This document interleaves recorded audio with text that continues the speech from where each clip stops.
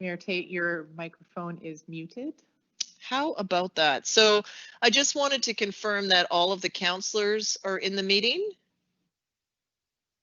It's as you said, with more folks joining, my ability to see everybody has been challenged, but I think everybody is in. I'll do a roll call actually, and then I can confirm we can hear everybody. How's that? Sounds good. Okay, are we good to go now that it's 7?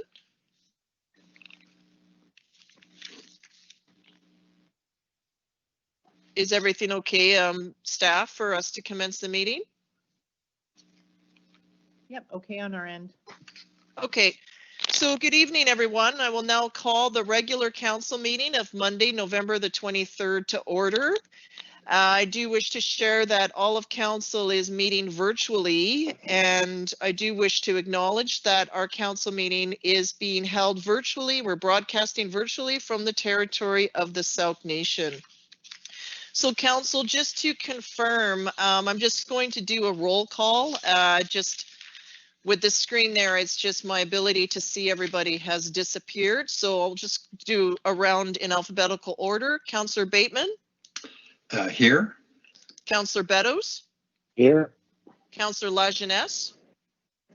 Present. Councillor McMath. Present. Councillor St. Pierre. Here. Perfect, and I'm obviously here. Councillor Logans is unable to join us, so we have all 6 of us here. I'll turn your attention to our first item, which is number 5, Ministerial Order M192. That council is holding this meeting without members of the public in attendance under Ministerial Order M192, as council chambers cannot safely accommodate the unknown number of public participants wishing to attend, and that council is committed to ensuring openness, transparency, accessibility, and accountability through the submission of written comments and the provision of live and recorded broadcasts of the meeting. So for this councillor, I would like to have a councillor move this, please. And you'll need to speak out because I can't see you. So moved. So moved. Councillor Bateman has moved it. Councillor St. Pierre has seconded it. I'm going to go in opposition then. Is anyone opposed to this here? Please make a sound. Hearing none, then I'll confirm that that has passed in favor. Our next item up is item 6, approval of tonight's agenda. So we do have an item to remove, and that is item 13.1 and the inclusion of supplementary information.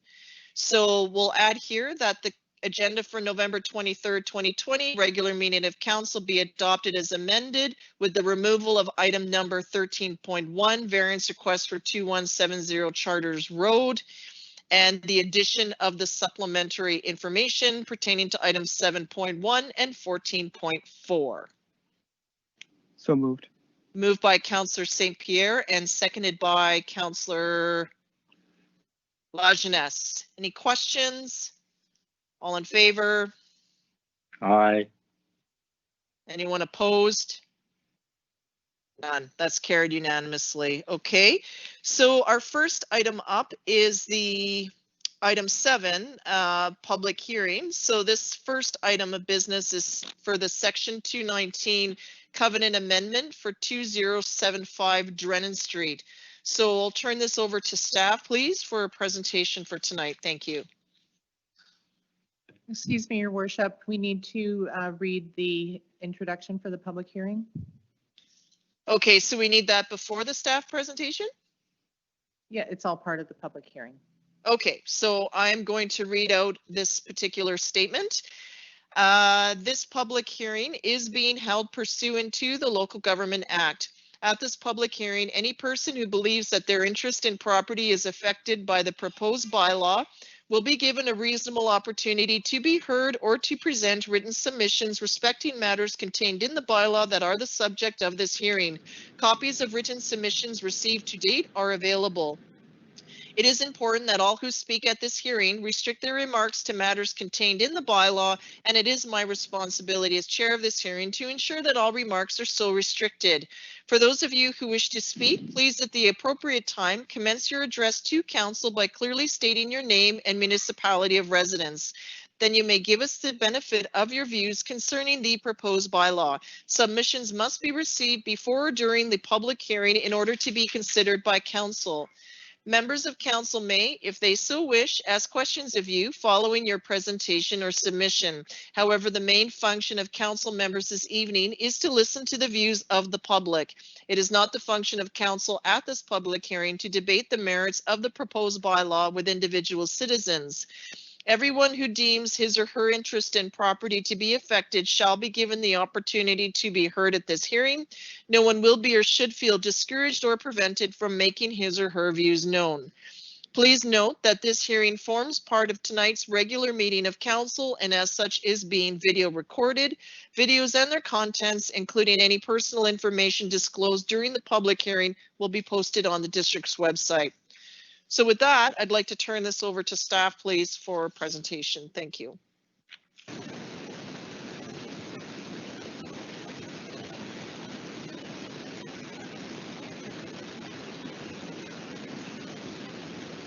Okay, there's a lot of background noise coming from. I can't hear any staff.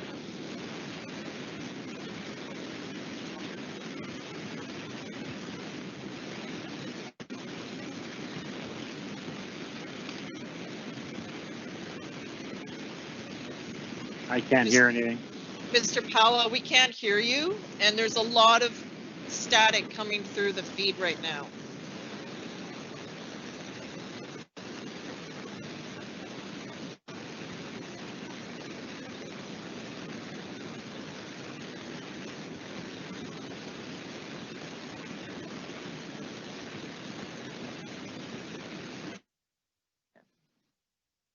Matthew, it is your system. I just muted you and the static went away, so I'm not sure what's going on. Do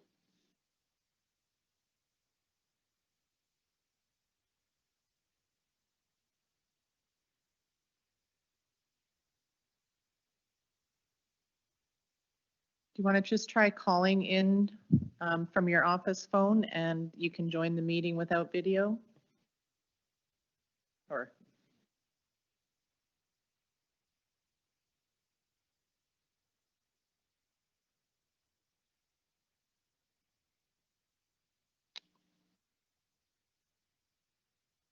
sharing a second.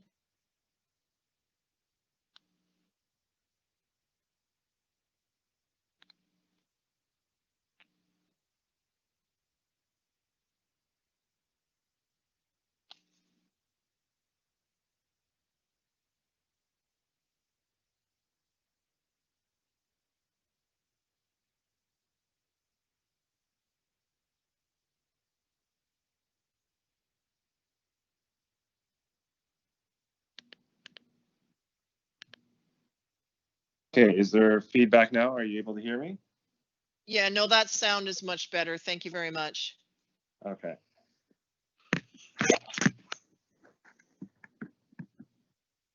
Okay, so BC Housing, who's the owner of 2075 Drennan Street, has requested that these two existing covenants registered to the title be removed.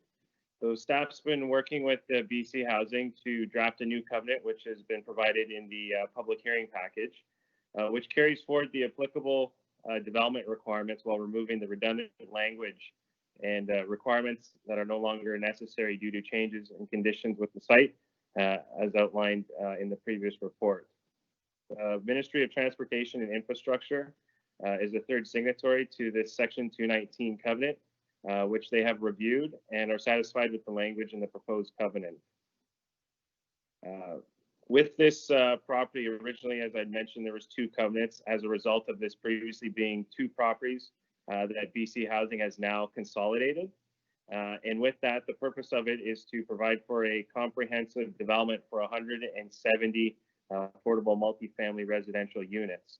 And with the covenant that's moving forward, This will contain the requirement for a new traffic impact assessment, which has been completed and is specific to this development, which identifies those necessary upgrades for intersections.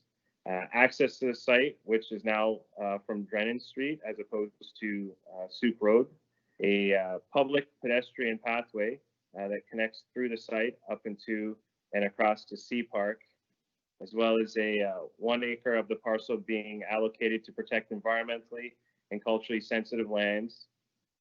Road dedication along Soup Road to the 15 meters of the center line, as well as the street frontage requirements along Soup Road and Drennan Street, which is required in accordance with the district's bylaws and the Ministry of Transportation and Infrastructure's Memorandum of Understanding. Staff have gone through this covenant and are satisfied with the contents of it, ensuring that everything from the original covenants have been carried over that are applicable. As I mentioned, the traffic impact assessment was submitted and has been accepted by the district as well as the ministry, and that eliminates vehicle access directly off of Soup Road.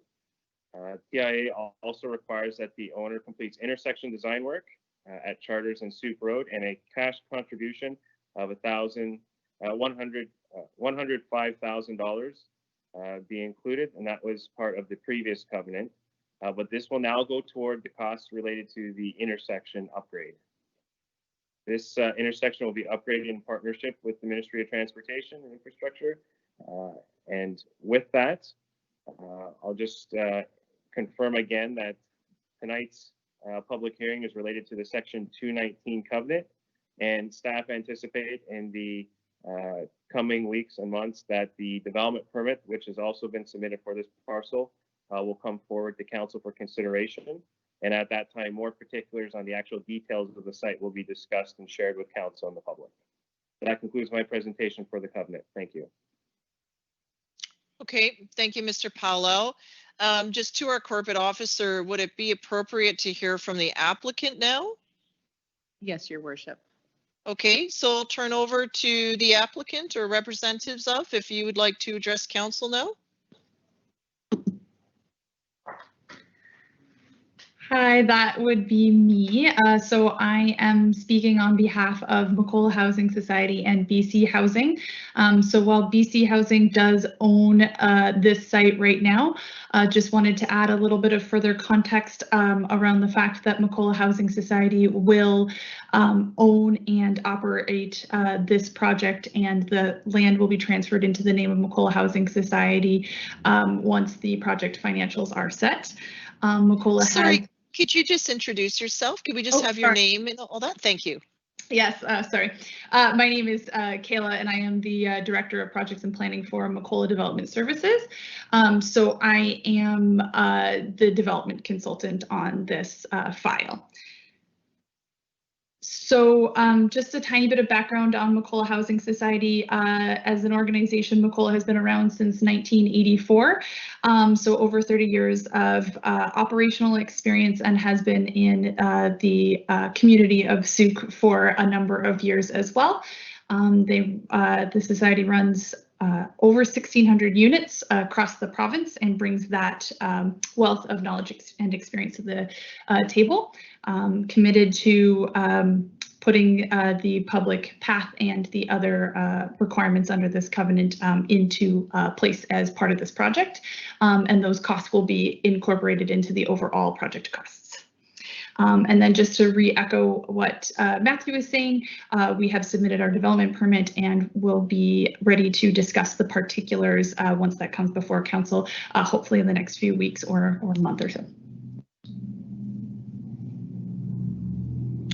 Okay, that's great. Thank you very much for presenting to us. So council, I'm now going to turn to you to see if you have any questions before we go to the public for their comments. Seeing how I can't see everybody on my screen, so I'm just going to run through the list alphabetically. And if you don't have anything, please just say pass. Okay, so starting with Councillor Bateman, this is questions of staff only, please. Councillor Bateman. Okay, yeah, I think my questions will have to wait for the development permit hearing. Assuming that determinations of traffic flow and infrastructure changes in this area will be covered in that discussion as well. Is that correct? I'll That is ask correct. Ms. We will- Okay, Sorry. Okay, thank yes, you. That information will be covered at the development permit stage. Okay, thank you. Councillor Beddoes? Yeah, I do have a quick question. Again, it might be put off to the other presentation, but you did allude to that the transportation study has been done. And I'm just asking, is it intended to be a light or a roundabout at Charters on Highway 14? Are you able to answer that at this time?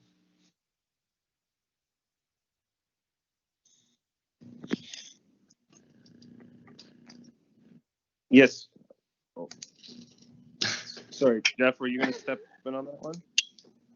Yeah, no, through your worship, to council, we are working through the final design logistics with the ministry right now, and there's no room for a roundabout, so we will be looking at signalization options for the Charters intersection. Thank you. Councillor Lajeunesse? Pass. Councillor McMath? Pass. Councillor St. Pierre? Not sure again if this waits for the development permit, but we had two pieces of correspondence asking about specifically how the streams might be protected in that area, and that might be for development permit, I would assume. And the other question revolved around the pedestrian walkway and whether or not it would be accessible for people that might be having more trouble with mobility. So just curious if we had any answers to that or if we were waiting for answers. Go ahead, Steph. To the first question, yes, that will be covered off in more detail at the development permit stage.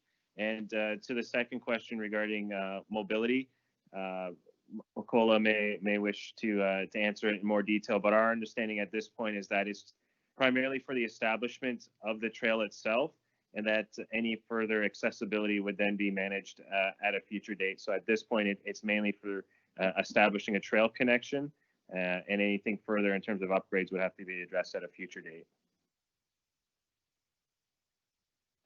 Thank you. Okay, so I think that satisfies council for the moment. So I'd like to turn to members of the public, starting with those that have registered to speak to us tonight. So Ms. Machada, if you could please call them out, I'd appreciate that. Thank you. The first person I have registered to speak is Brenda Ryan. You want to turn your camera on and unmute your microphone?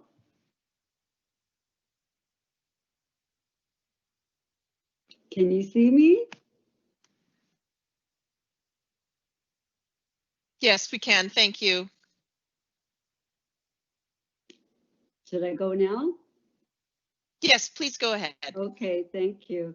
Good evening. My name is Brenda Ryan, and I live at 2089 Charters Road in Sooke. And we've lived here for 18 years and raised our family, and it's been awesome. But I just have to speak to just how much our neighborhood is changing. Like, I just did a quick little bit of math here, and between the townhouses that have been built next to us, grasslands, and now meadowlands over on Kennedy, and then you've got the 75 unit up by the ballpark, then you've got the 169 on Drennan, and then we've got 4 new houses going in behind us. That's over 300 units that are coming into our little Sooke Elementary neighborhood. And we have no sidewalks. Like, you're talking about putting the lights in at Charters and Sooke Road. Well, that's fine and dandy. That's only addressing one problem. You got to back up a little bit and go to Gollage and Charters. Like, I don't know if any of you people have traveled this area, but that's just a short little block from Sooke Road to Gollage. and there's a hill coming up College. Like, we're not prepared for this kind of development. Like, there's a real issue here, and you gotta be really doing your homework here and helping us. Like, there's no sidewalks. Like, we hardly even have any street lights, for crying out loud. Sooke is great. Like, there's so many wonderful things going on out here, and affordable housing. Yeah, like we want that too. And the Macola housing, like that's awesome. But you got to keep everybody safe. And I really want you to make it a priority, because there's so many kids here, and it's a wonderful neighborhood. So I just want you to remember there's some nice people here, okay?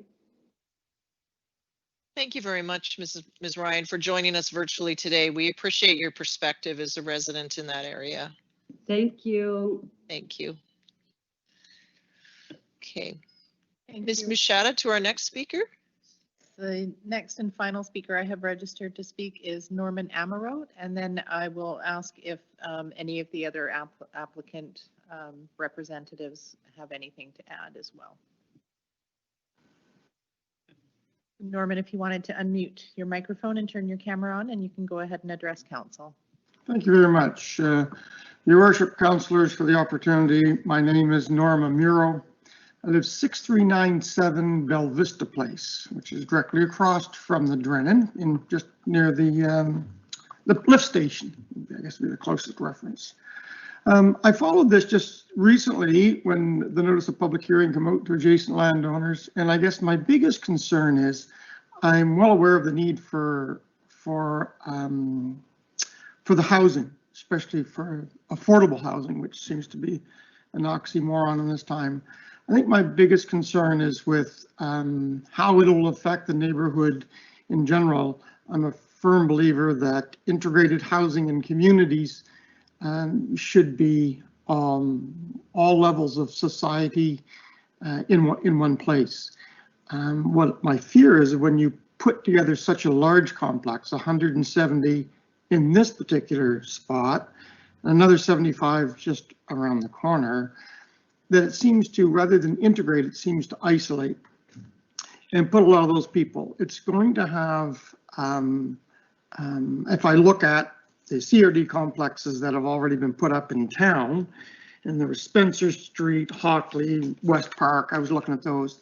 I haven't seen the final design on this, but they all seem to be very common 6-story mega, complexes that, are basically, to me, not integrated in a way where you have communities all together and socializing. And I think that's my biggest fear, is having an outside agency control this in our district. This is going to have a big portion of our housing needs. And I just took the time to read through the new Sooke housing study, the housing needs report, and it seems to address the need for not this larger complex at this time. It looks at our growth, and I think our growth was several hundred homes needed per year over the next 5 years. And this is going to put 170, 225, and not counting some of the ones that are going up on Wadham's Way. Seems to be a real switch in our direction from what the community housing is now to some of these sort of large mega complexes. And my fear is if we go through with this and change the covenant so that this would be allowed, is that the impact will be overwhelming on a small part of our community. I don't know how we can, without seeing the drawings and how they're going to do it, but my only hope would be is that if this lot is to be utilized and we are going to have housing and support those housing needs, that it could be adopted in a better fashion when you have seniors, low-income housing with special needs, and it's integrated as a community. I spoke with the other day somebody from Langford, And they were telling me some of the things that they have now recognized from some of these large 150, 200 unit apartment complexes being brought in. And they're starting to see now the kickback, because a lot of those people, of course, the jobs aren't here in Souk, so they're commuting.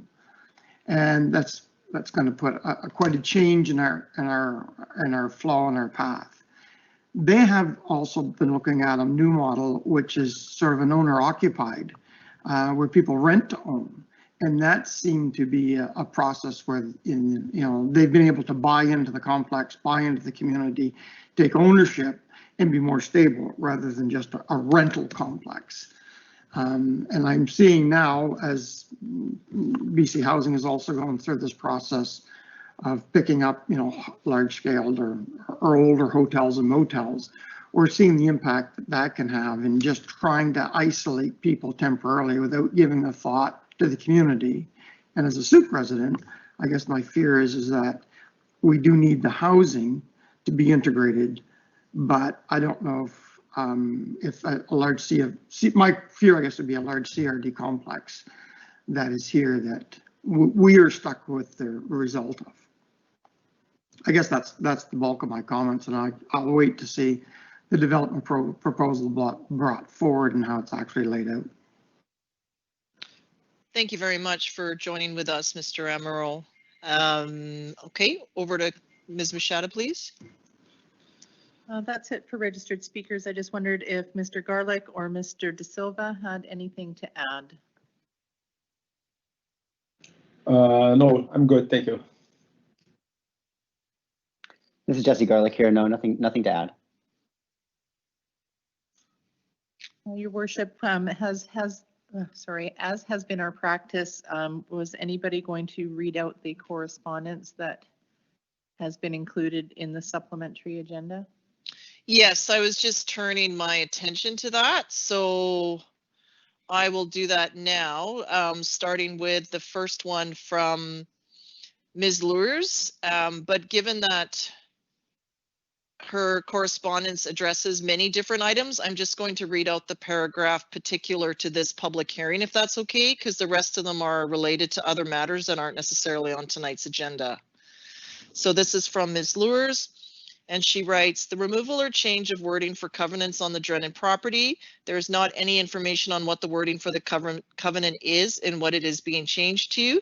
This should be on the public information page. I don't know if council received the information in detail.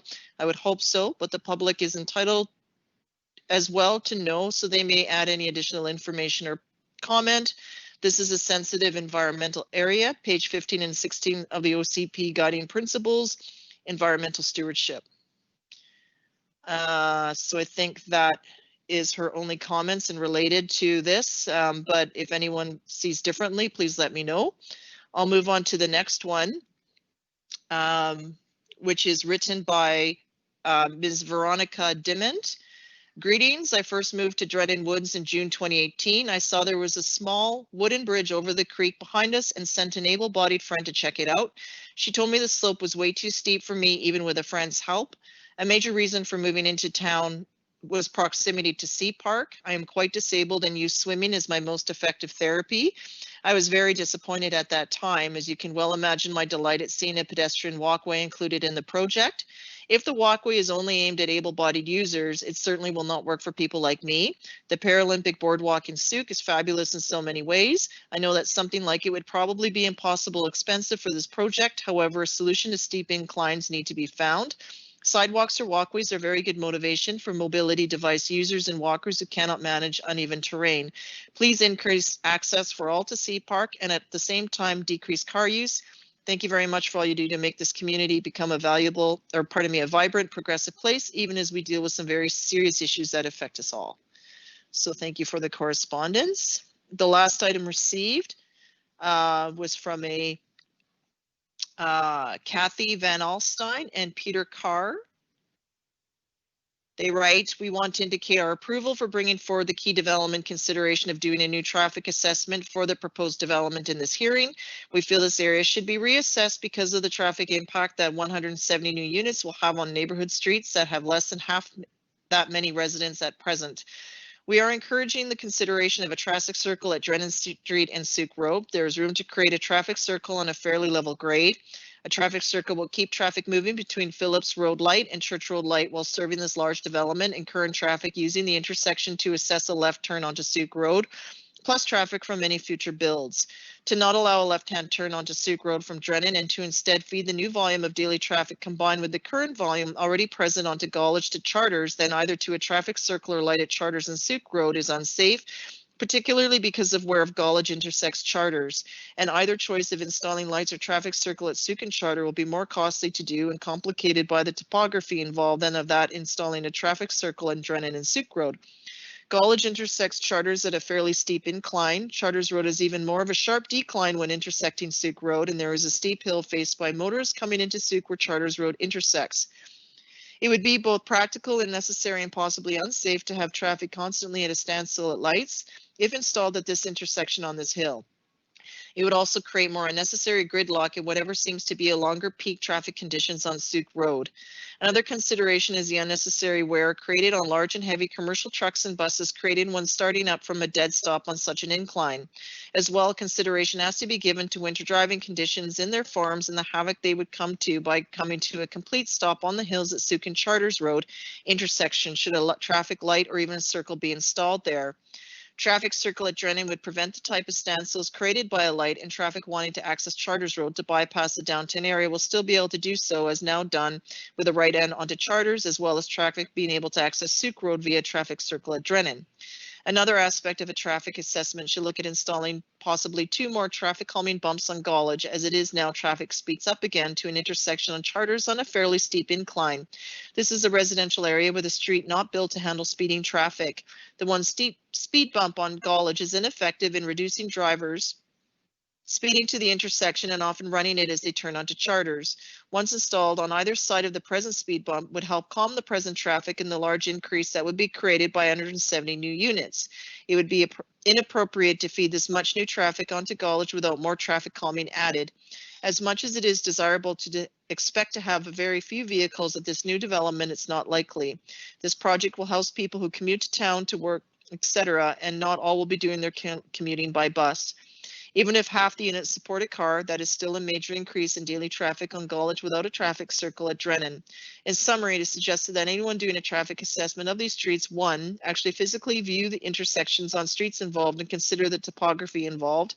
2, consider the reality that another light at Charters will create even more gridlock more often on Sooke Road as traffic backs up even more from 3 lights instead of the 2 existing one. And 3, install 2 more traffic calming bumps on Gawlage for the safety of residents as well as increasing traffic on the street. 4, very seriously consider pushing forward the Throop Phillips Road connector project so traffic can bypass this whole stretch of Sooke Road by turning at the lights at Phillips. This will help alleviate ever increasing pressure on the piece of Sooke Road as these dense developments are dropped into much less densely built or older neighborhoods. As well, this connector will allow the huge amount of traffic Sun River access to the 2 schools on Throop and alleviate some traffic coming from there off of Sooke Road when accessing the downtown. Also, this connector will serve the traffic that will be created by the build out of the large lot at the corner of Charters and Sooke Road, a consideration and action that should be done before the traffic is there. This project has been discussed and moved forward for years. The time has come to spend money on it so that the project on Drennan, the proposed on Charters and Throop, and all the many new builds on Church and west of Sooke Center are served with better traffic movements in whatever form it takes with the ability to bypass town center. 5, seriously consider how much traffic can be safely directed onto Charters because of a narrow, steep ravine the road passes through. There is a major upgrade needed on Charters to safely cope with the idea of it having been a collector street. Thank you for your consideration of the suggestions in this letter. We've been discussing these changes with our various neighbors who are expressing the same concerns we have written here. And that's from Kathy Van Alstyne and Peter Carr from Charters Road, which are excellent points made. Okay, and I believe that there is also correspondence in the supplementary information. Could I please request a counselor to read those out just so I can save my voice for the meeting, please? Your worship, there are 2, but the second piece of correspondence is from Mr. Amaro, which I believe he may have already addressed those points when he spoke to council, but he could clarify that if you like. Okay, so I'll turn to the one from Mr. Stephen Christensen. May I ask a member of council to read that out, please? It's in the new business item, supplementary information. May I have a volunteer, please? I'll I've read it got it. out. Okay, please go ahead, Councillor McMath. Okay, so from Mr. Christensen. Mayor and Council, I am the owner of West Shock Automotive located on 6509 Souk Road, opposite the Charters Road intersection. At present, we have 5 employees. At our current growth rate, I expect to hire more employees in the not too distant future. I have serious concerns about a proposed traffic light at the above mentioned intersection for the following reasons. 1, it would become a choke point, making it frustratingly difficult or impossible to make a left turn into or from our business property. 2, a left turn lane would require the full use of the road allowance, effectively cutting off access to our shop bays from the front of our building. 3, the cost of moving the access to bay doors to the sides of the building and realigning the shop equipment, lifts, etc. Because of these concerns, I urge you to reconsider the Charter Road project. Thank you in advance, Stephen Christensen. Thank you, Councillor. And Mr. Amaro, we do have an item of correspondence from you. Is there anything that you'd like to add, or are you comfortable that you've addressed it with your virtual attendance here? Thank you, Your Worship. No, it's as long as it was there as part of the record, that's fine. My comments are on, and that's all that would be necessary. Thanks. Okay, thank you very much for clarifying with us. Oops. So I'll just confirm with our corporate officer that that is all the correspondence related to this item, both for registered speakers as well as items sent in. Yes, Your Worship, that's correct. Okay, so just in terms, I just wanted to ask staff if you could just please give just a very brief summary of infrastructure. So in relation, where I'm going with this is in discussions that we've had in regards to our transportation master plan, as well as recent council items, what I understand is between the 2 projects, we're going to see a sidewalk constructed the full length of Charters, as well as upgrades to Charters, and the intersection, the light, which is being worked out through the Ministry of Transportation. And then in addition, the Transportation Master Plan also highlights the need for us to progress the connection from Phillips Road to Throop Road. As the last writers have indicated, it would be good to get that item going. And as well, we have the trail construction over Little River from Sun River to the schools to help alleviate some and improve foot access or safe and active transportation along these routes. So in regards to the last piece of conversation or correspondence from West Shack Auto, has there been discussions by our staff or with ministry staff to that particular business? And have also the ministry considered Drennan, and did they choose Charters for some reason, because that is what's being progressed here and not Drennan? If I could just have some comments back on the infrastructure plans, please.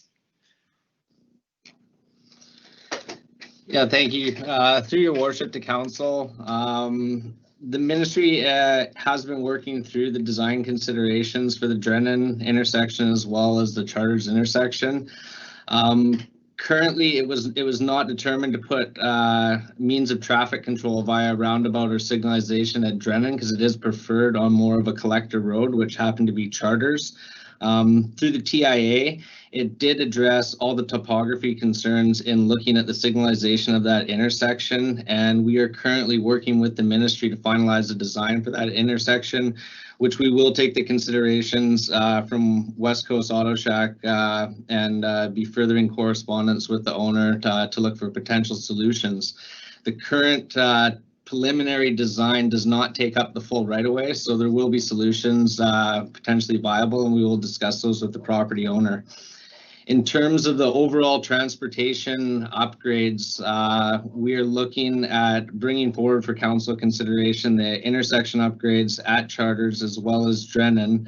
In conjunction with that, for the 2021 fiscal year, we are looking at bringing forward the construction for council's consideration for the church corridor, which would include the intersection upgrades at Church, at the Highway 14, as well as a roundabout at Church. This is essentially the heart of the ultimate transportation corridor.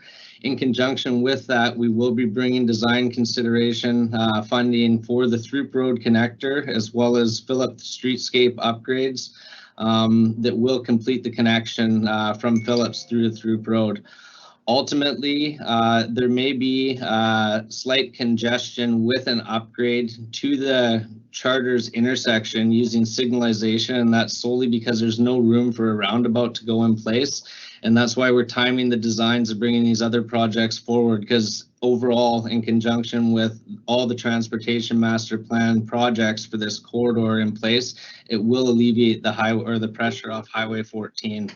And that's our reasoning sort of for bringing everything forward for design next year, so we can take all these projects into consideration at once and put them in place so there is minimal traffic congestion and we can ultimately improve the transportation logistics in Sooke.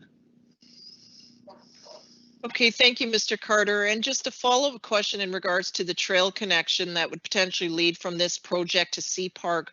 When does the design work for that particular trail happen? Is that part of the development permit then? And would we understand, will it be built to an accessible standard?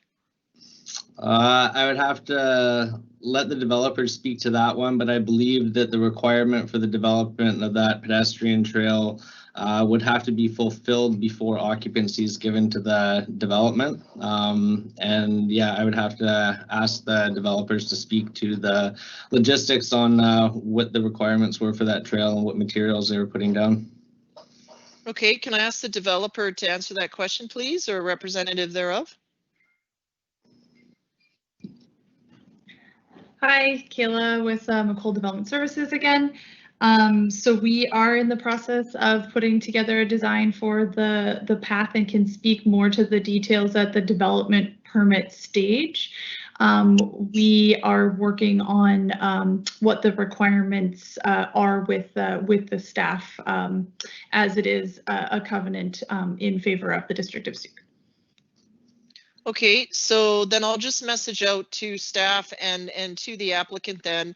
If you can progress an accessible trail standard, I would highly encourage that. That means that it's accessible for everyone, anyone with a potential mobility issue, as well as a family pushing a stroller or somebody pushing a wheelchair. It just makes it easier for everyone. And then it moves folks safely away and off of Highway 14 into a much safer environment. So it gets you away from the tangle of traffic, and it also provides full accessibility for all. So I'd really like to encourage you to work in that direction, please. Noted. Okay, thank you. So I'll just go, I just have a question for our corporate officer. Usually in a in-person type scenario, I would call 3 times and then use my gavel to close the public hearing for any comments from the public. Is that necessary in this way, this format? I guess we could do that, call for at least for a second time in case any of the people that have previously spoken have anything to add. That would typically be permitted in a Yes. public hearing. Okay, thank you very much. So just like to call around for a second time for any members of the public that are here with us today. If you would have any further comment that you would like to make, please, we'd love to hear from you.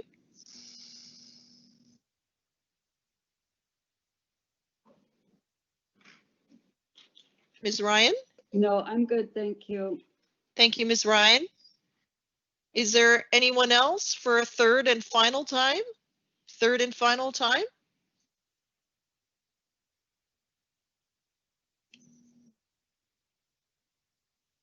I see that staff that's lighting up, so I think we're safe there. Okay, so thank you, members of the public.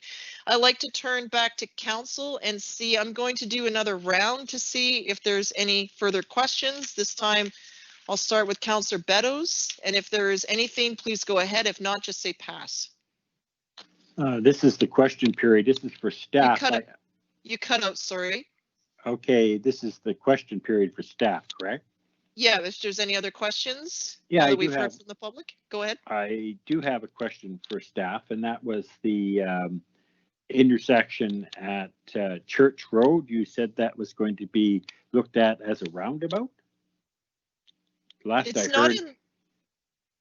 Okay, sorry to interrupt Yeah. you, Counselor. It's not in our materials tonight, so I don't want to refer to something, but if staff just want to answer that quickly, it's just not what's in front of us, but it did come out in the Yeah, presentation. I'm aware of that. I know we're just talking about the amendments, but it did come out, and I would like answer, please.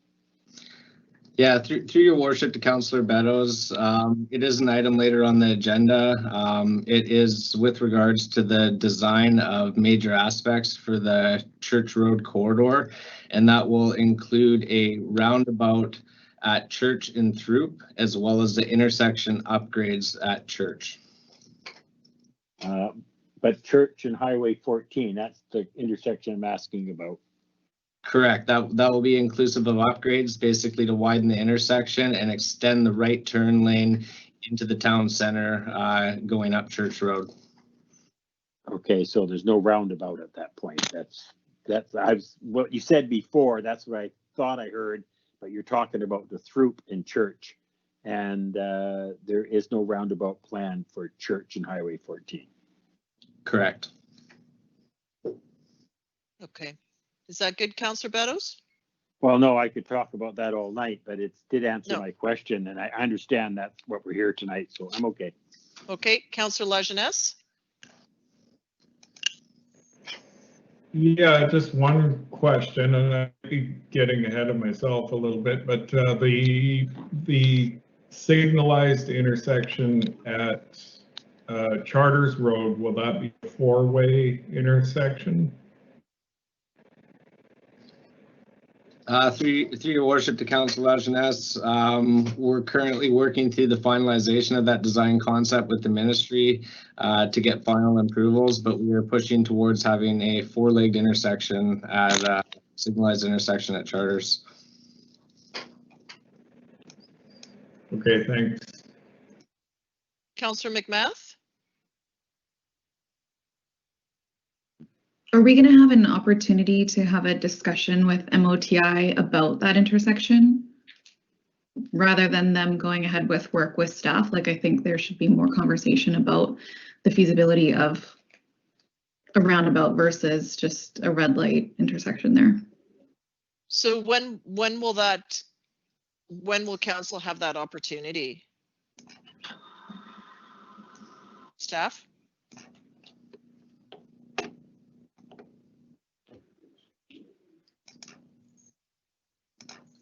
Mr. McInnes or Ms. Machada? Through your worship, I'll be speaking with the ministry this week on it, and I'll consult with Mr. McInnes on that one. We'll be able to report back to council. Sorry, just to jump in there, when you guys are chatting with MOTI, when will council have the opportunity to speak with them? Because I feel like it's not being heard strongly enough yet about the opinions of whether it should be a roundabout versus a stoplight intersection. So, your worship, if I could, real quick, the technical aspects of the traffic flow was come from the traffic impact assessment that was done by Watt Engineering, and that's where the technical recommendations for both of the BC housing builds come from. So we're taking our direction for the technical side. The political side, council will have the ability to weigh in when the application comes forward. So sorry, if you don't like I didn't really. Yeah, it's not a political perspective. It's a residential perspective of someone that drives that road every single day. Well, I'm just saying that the technical aspects that we're relying on come from the traffic impact assessment that was done by the applicant.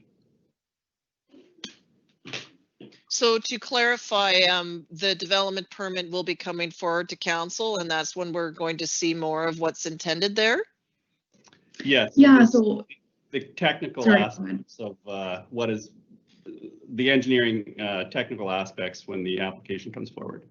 Okay, thank you. Councillor McMath?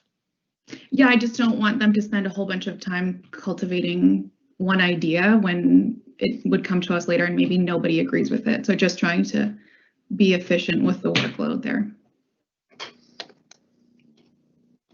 Okay. Understood. We'll have that discussion with BC Housing and transportation. Okay. Councillor St. Pierre? Anything further?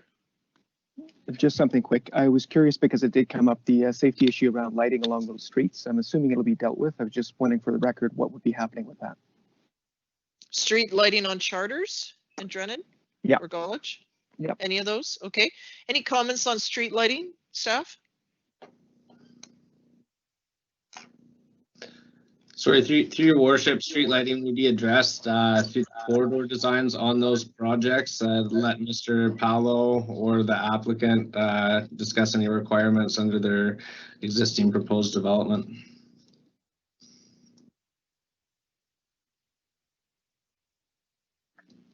Yes, as part of the development permit, the portions that are fronting onto Suk Road as well as Drennan, those will be part of their frontage improvement requirements. So for those portions with the lights, any other portions outside of that would be part of future road upgrade projects that would be associated at the timing of those projects initiation. So it would only be for the portions of the project that front adjacent to this subject property. Okay, thank you. Anything else, Councillor St. Pierre?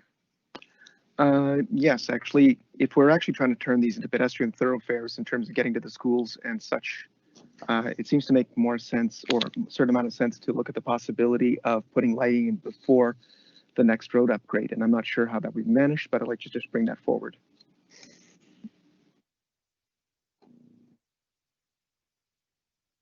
Okay. Councillor Bateman, and then I'll go back to Councillor Beddoes. Okay, thank you everyone for the comments and the very high quality public input tonight. It's frustrating to be doing this on Zoom and not in a full council chamber. I'm sure if not tonight, that development permit evening would be just packed, because this is such a, as Ms. Ryan said, 300 new units going into a very compact area. I have no problems with the Okay, Councillor Bateman, we don't have a motion, so I'm just looking if you have any questions for staff. Oh, just questions. Questions, oh, okay. please. Yeah. We will see, I take it, this traffic impact assessment at some point at the development permit stage. Mr. McInnes?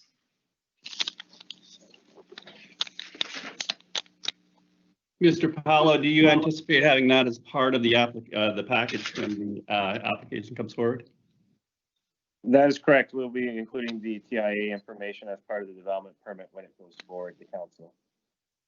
Okay, thank you. Councillor Beddoes. Sorry, did you have something? I'll go back to Councillor Bateman, sorry. I do. I guess I just need a little bit of education here by staff. Traffic impact studies and transportation studies that are put in by the applicant, they obviously pay somebody to do that. Do they consult the people in the area?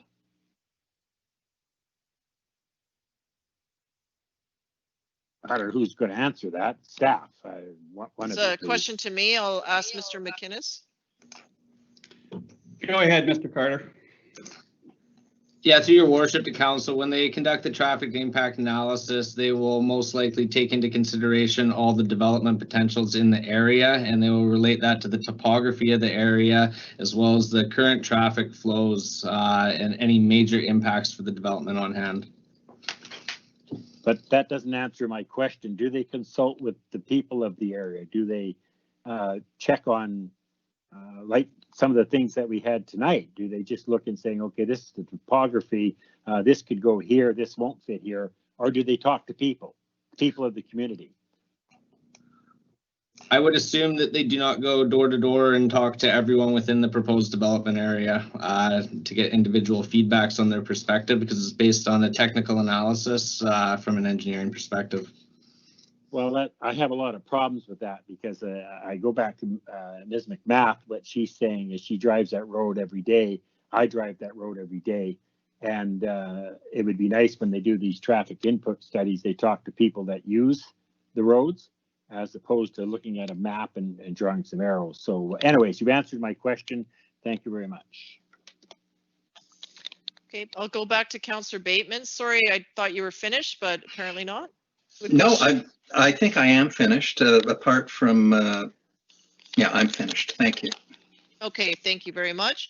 So is that seeming that's it? I can see all of council now. If you do have any other questions, now is your time.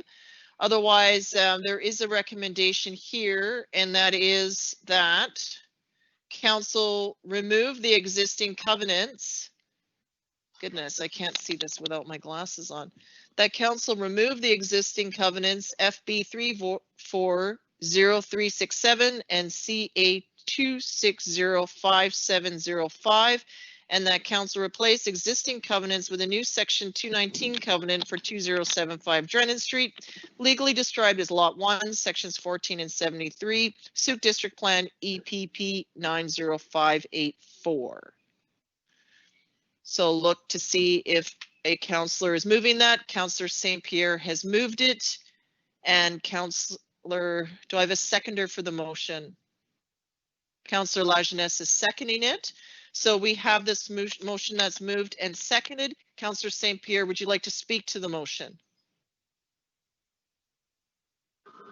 Just very briefly, I understand that there's a lot of units going into a small space. I'm looking forward to a development proposal that actually takes into account elements like the integration that Mr. Amaro spoke of, because I do believe that's very important.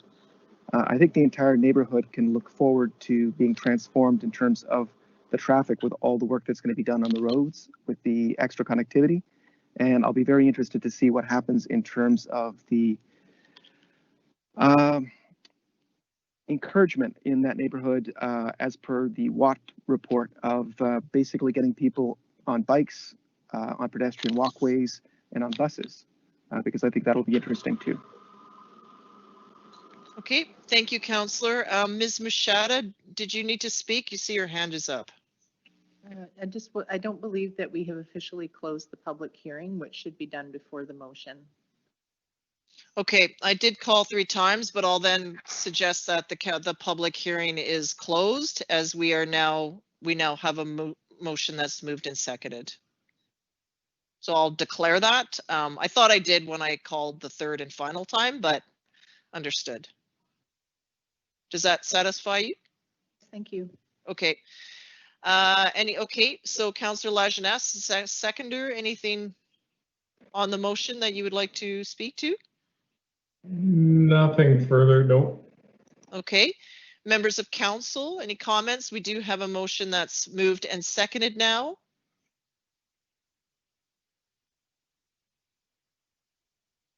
Okay, so I appreciate Councillor Bateman's sentiment on how we're dealing with this. However, it's a reality that the whole world is in, so it's not just it's a global issue. I appreciate everyone's time in terms of getting business through. These projects have been talked about for several years now, and the zoning for this project actually dates back to 2008, where the property itself was actually rezoned.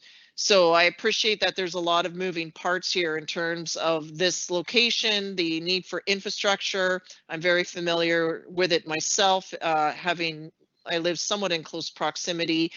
I'm glad to see that our staff and with our new transportation master plan recognize just how we need to progress that Phillips to Throop connection, as well as the necessary upgrades along Church, Drennan, in this whole entire area. Actually, there's a lot of different pieces that we need to move ahead. I know this is hard for residents because we've been talking about these infrastructure pieces for many years now without seeing any work actually happening. And in some cases, it's to find the necessary funding to do so, as well as getting the necessary planning works to be in place. However, all of those pieces are now finally moving ahead in a good way. So I'm grateful for that. And also that local families who are living in really expensive market rent conditions may actually find affordable or attainable rent in Sooke and be able to stay within Sooke and be able to have a bit more, you know, whether it's disposable income for groceries or clothing or other necessary expenses, because so many are living in very expensive, crowded housing And there is a need for purpose-built rental within our community to provide just that safe place for residents as well. So yes, we may see more commuting traffic out of this area, but if that's the case and it's Sooke residents that are living in other places and commuting out, it's sort of shifting the commuting traffic.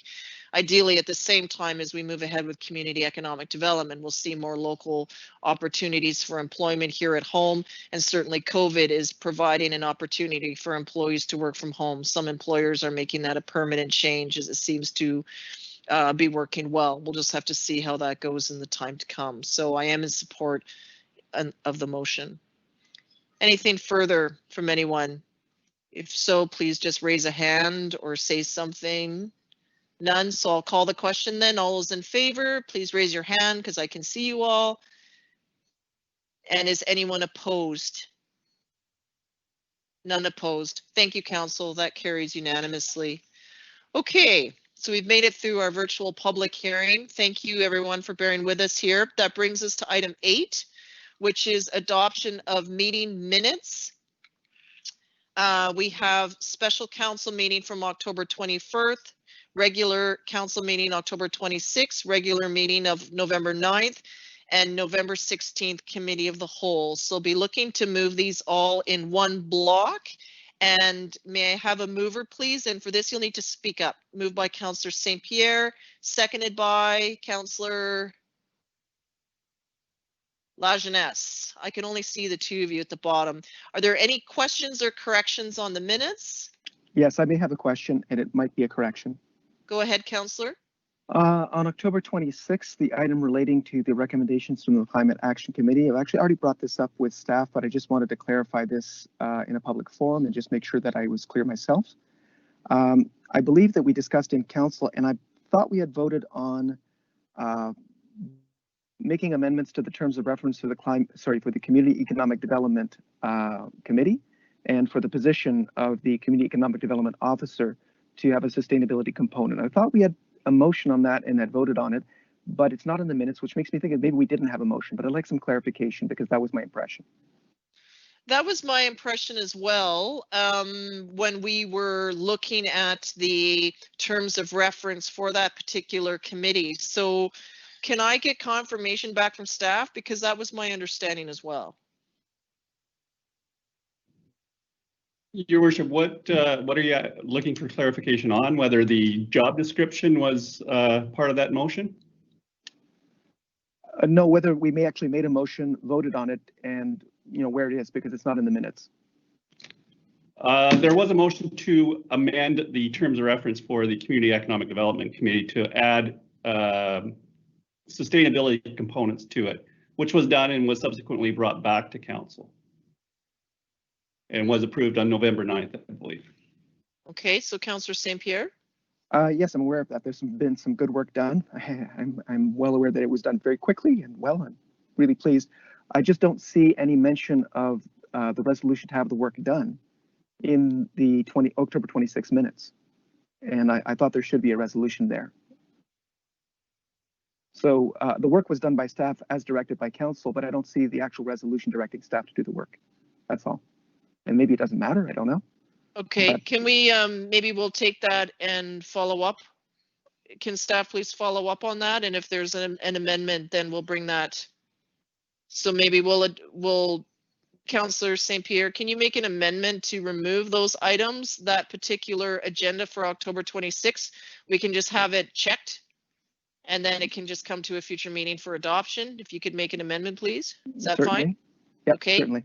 So an amendment to remove that particular set of minutes for clarity. Can I have a seconder for that? Councillor Bateman, thank you. I'm just going to call the question on the amendment, just so we can have that confirmed and clarified. All those in favor of the amendment? Anyone opposed? Okay, that's carried unanimously. And now on the main motion as it amended, is there any other questions or corrections about the minutes? Councillor Bateman. Yeah, I have a few. Start with page 75 of tonight's agenda. That's the minutes of November 9th. And this is the motion regarding parking at the BC Housing project. The votes have been incorrectly listed here. In favor was Mayor Tate, Councillor Logans, and Councillor St. Pierre. Opposed were Councillor Lajeunesse, myself, and Councillor Beddoes. So that needs correction. On page 80, Mary Dunn, to give her due, is the chair of the board of directors for Searchin. And I think we need to acknowledge titles as opposed to just a representative. Also under the Searchin notes on page 80, there is a comment that the senior center will be located on the lower at-grade level rather than street level. And I'm pretty confident that what was stated was it might be located if the siting changed, as we in fact did.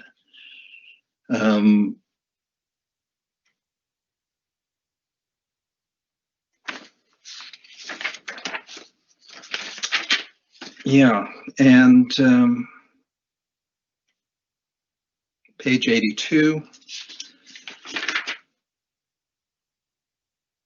Not a significant one. I'll leave it at that. Thank you. Okay, staff, so if you could please attend to those changes, particularly recording of the vote there. That's important. We'll look to adopt these as amended. So call the question then. All in favor? That's opposed. None opposed. That's carried unanimously. Okay. Thank you. Our next item of business here is delegations. We're in item 9. So our first one up is item 9.1. We have Wild Waisook, presentation by Sam Webb. And Ms. Webb, you have 5 minutes for your delegation. And when you start speaking, I will set my timer. So as soon as you're good to go, then I will start. Okay, can I just make sure that you can hear me? Yes, I can hear you just fine. Yep, go ahead, please. So through your worship to council, I'm grateful to be able to speak to you this evening on behalf of Wild Waisook. I am Sam Webb, the program coordinator, and I'm speaking to you tonight as a follow-up of our earlier this year delegation about a few different items. So first item on the list is about Wild Safe BC. So previously in the year, we discussed the opportunity that had presented itself, whether or not we wanted to become a Wild Safe BC community or not. So Wild Safe BC is a provincially funded wildlife educational program. It's primarily used in beginner communities that focus on human bear education and bear specific conflicts. So the government matches the municipal's financial contributions to this program, and those are used to then fund one employee. Typically, they're given about $20 an hour for about 15 to 20 hours per week for about 8 months of the year. And although this could seem like a really good program for a lot of beginner communities, I believe that here in Sooke, we're actually advanced in our wildlife educational capacity, and our need is actually greater than what Wild Safe BC can provide us. We would also lose our individuality and freedom to deliver a Sooke specific program to our community, such as our in-school program, our calendar contest, our Wildwise summer course that we did this year, our clothing, and of course, even our beloved volunteers, which are the heart of this program. Currently, Wildwise is a working group of Transition Sooke, and with their blessing and hopefully with your support, we would like to transition to a society or nonprofit organization of our own. This will then increase our opportunity for grants and allow us to stand on our own 2 feet. So we greatly appreciate your consideration in supporting us through this endeavor. And the next item that I have to address tonight is the bear bin project, or the bear resistant bins. So currently, as far as Wildwise goes, we're at a bit of a standstill.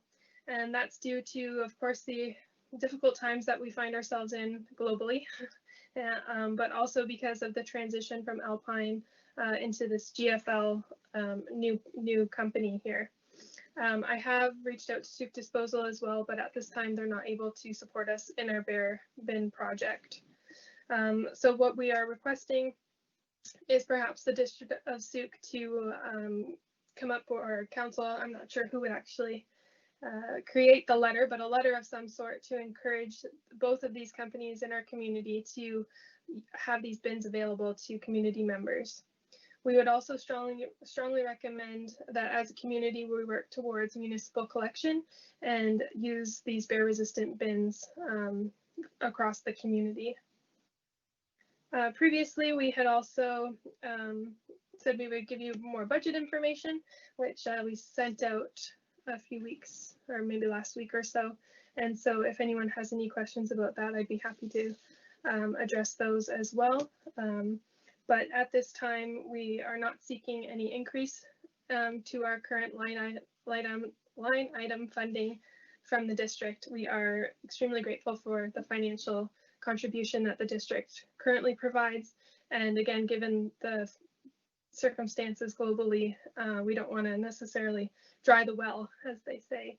And we're able to continue to function on the amount that we have already agreed upon. So we again are really gracious for that amount.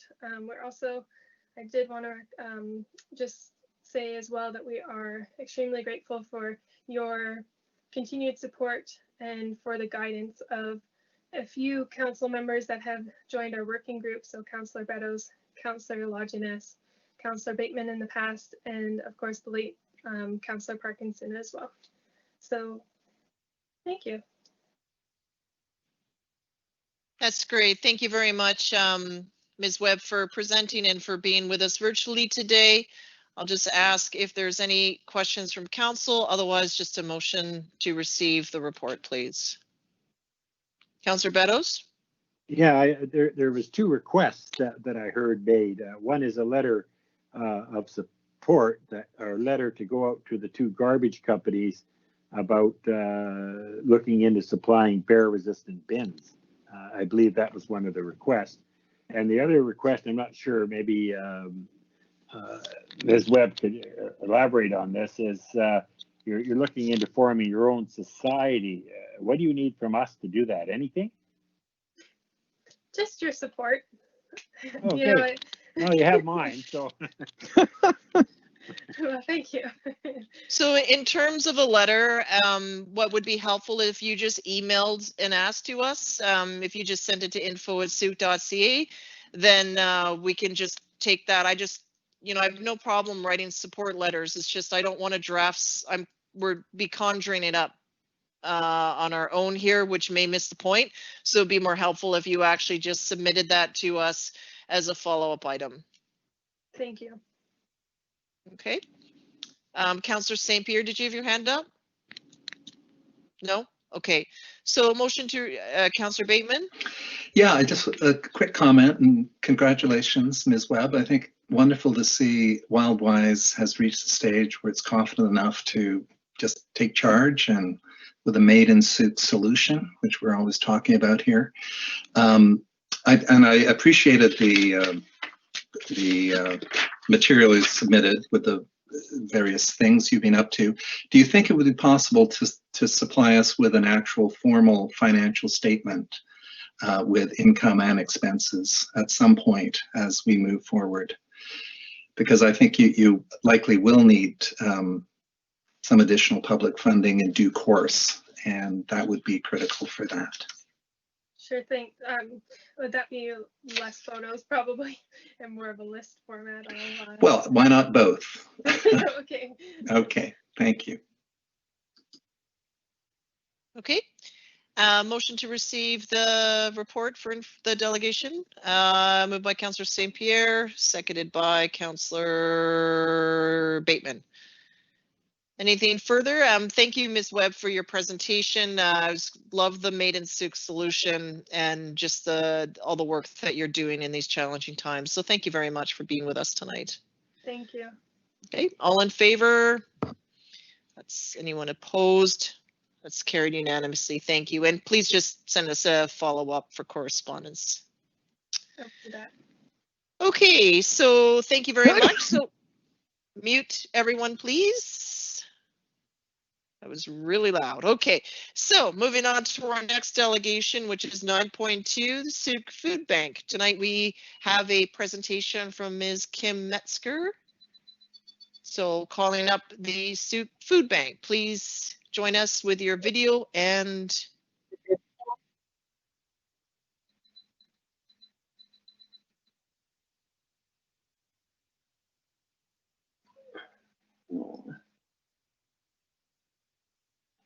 can you hear what is going on? I can hear you. Nope, not anymore. I think you just muted your microphone. There you go. Oh, okay. Can you hear me? Can see, yep, I can hear you and I can see you, so welcome. Okay, sorry about that. I had to have a surgery this morning, so I apologize for being in my bed. Although I do joke that this would be perfect counsel. Okay, you know? So if you want, what I'll do is the same with our last speakers. I'll start the timer once you start speaking and you have 5 minutes. Go ahead, please. Great, thank you. First, I want to thank you guys for having me tonight.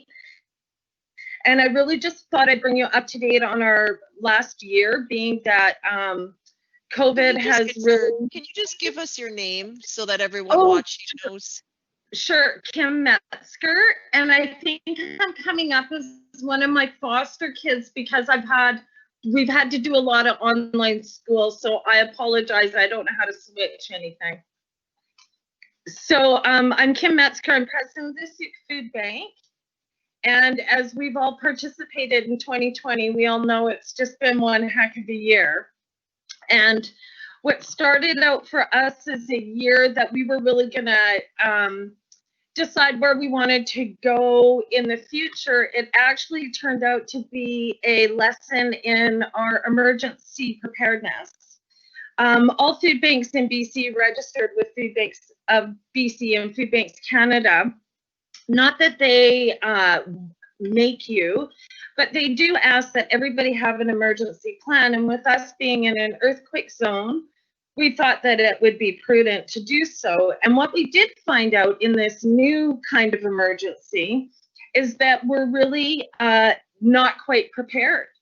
If that was an earthquake and not just a pandemic with XYZ amount of people losing their jobs, we would have ran out of food a lot quicker than what we did. So it was really good for us to go through that, because now where we always kept about 6 weeks to 2 months, we know now we need to have 3 to 5 months food supply on hand.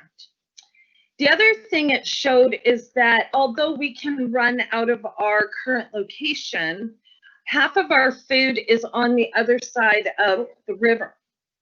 And if the bridge ever was to come out in an emergency, we've got an issue as to, you know, accessing that food. So, and, you know, these are things that, you know, we've kind of talked about before, but we're never so in our faces when COVID hit, and now we're moving this food so much, and you're thinking, please right now don't have any natural disaster happen. But other than that, our year was great. Like we were able to serve the people that came. We had quite the influx. Our normal month is 300 to 600 families.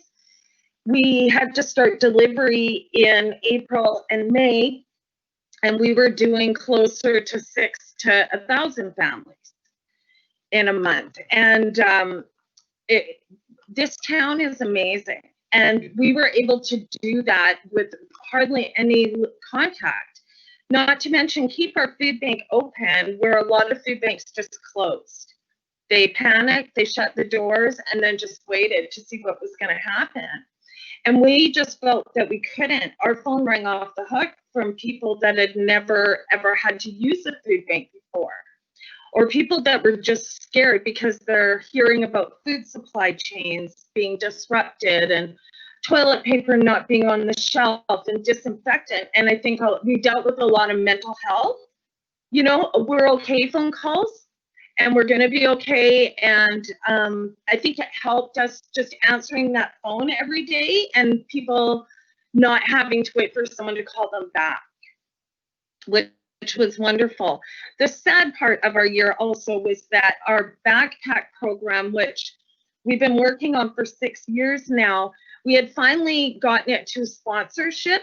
So last year we had over 150 kids completely sponsored for everything they needed back to school, right up to shoes. And this was huge. We had families that had never attended events or parent-teacher conferences because they could never afford to send the stuff that were going. And we actually have had graduates now from our program that they've graduated school. And I've had 2 that have come back and donated because they remember the first time going to school in grade 10 with the full, finally ever in their life, everything off the list backpack. Now they're coming back and they're donating to us. We had one girl who graduated last year and she's looking to join our board after her first year of university. And she said it changed her life. She never thought she could go to university. How can you go to university if you can't afford to bring paper to school? So this is, you know, we're really, really proud of these little things. Unfortunately, with how it was this year, we had to make it more just like a store, and we didn't want to put the pressure on parents about school because that became a whole issue again. Okay, Ms. Metzger, we are at the 5-minute mark, so I'll need to ask council if you're comfortable with a resolution to extend. Moved by Councillor Bateman and seconded by Councillor Lajeunesse. Is that for another, your motion is for like another 5 minutes or? Okay, that's so council, there's a resolution to allow for another 5 minutes for the presentation. I'm going to call the question. All those in favor, please. Anyone opposed, say opposed, because I can't see everyone right now. Okay, so I'm going to put another 5 minutes on for you, Ms. Metzger. If you could please go ahead. You have your 5 minutes. Thank you. So really, I guess I can put it down to this. Last year, we spent in our whole 1 year, including Christmas, $278,000. I still have 2 food banks plus Christmas left, and we've spent $286,178. So we are grateful to the Victoria Foundation. We got $5,000 from Rapid Relief. We got through Food Banks BC and Food Banks Canada $35,000. And then our community is Sooke, which just stepped up from Meanwhile in Sooke and their fundraisers to the Sooke Teachers Federation. This community is like no other. And when we are in the opportunity to tell what happens in our community at our food bank and we can brag, we love it because we know that there's other communities with bigger stuff and more money that can't even get it together to do what we do. We support breakfast programs in every school. We are there for socks and jackets if those kids need it in the elementary level. We have helped fix tires and carts. We have moved people. We've helped when people's family members have passed away. We do home checks for elderly people. We financially support with money and food, Vital Vittles, Sooke Baptist Big House Breakfast, which is sort of transitioning into a meal program. I'm not sure how that's going to go. Meals on Wheels, which when the pandemic happened, they lost volunteers, their numbers went up, and their mandate is they can't ask for money. So we took on going out and trying to get them at least $500 a month I try to raise for them, plus getting them to shop through the food bank first. So we do that with all the meal programs, like come to us first and take what we can give you, and then let's talk about what you need to buy and how we can support you there. We have the greatest volunteers, and they are loyal, and nobody missed a beat. When I never ever had to sit in that hall by myself one day, and we did not take days off from March until July. And I just feel blessed. And that's really all I have to say. Well, I think it's our opportunity now to thank you and your team, Ms. Metzger, for all the work that you're doing for our community, for the families and for the kids. This has been a very challenging time, and you've always sort of been the silent giant in our neighborhoods, keeping us all fed and looked after and cared for.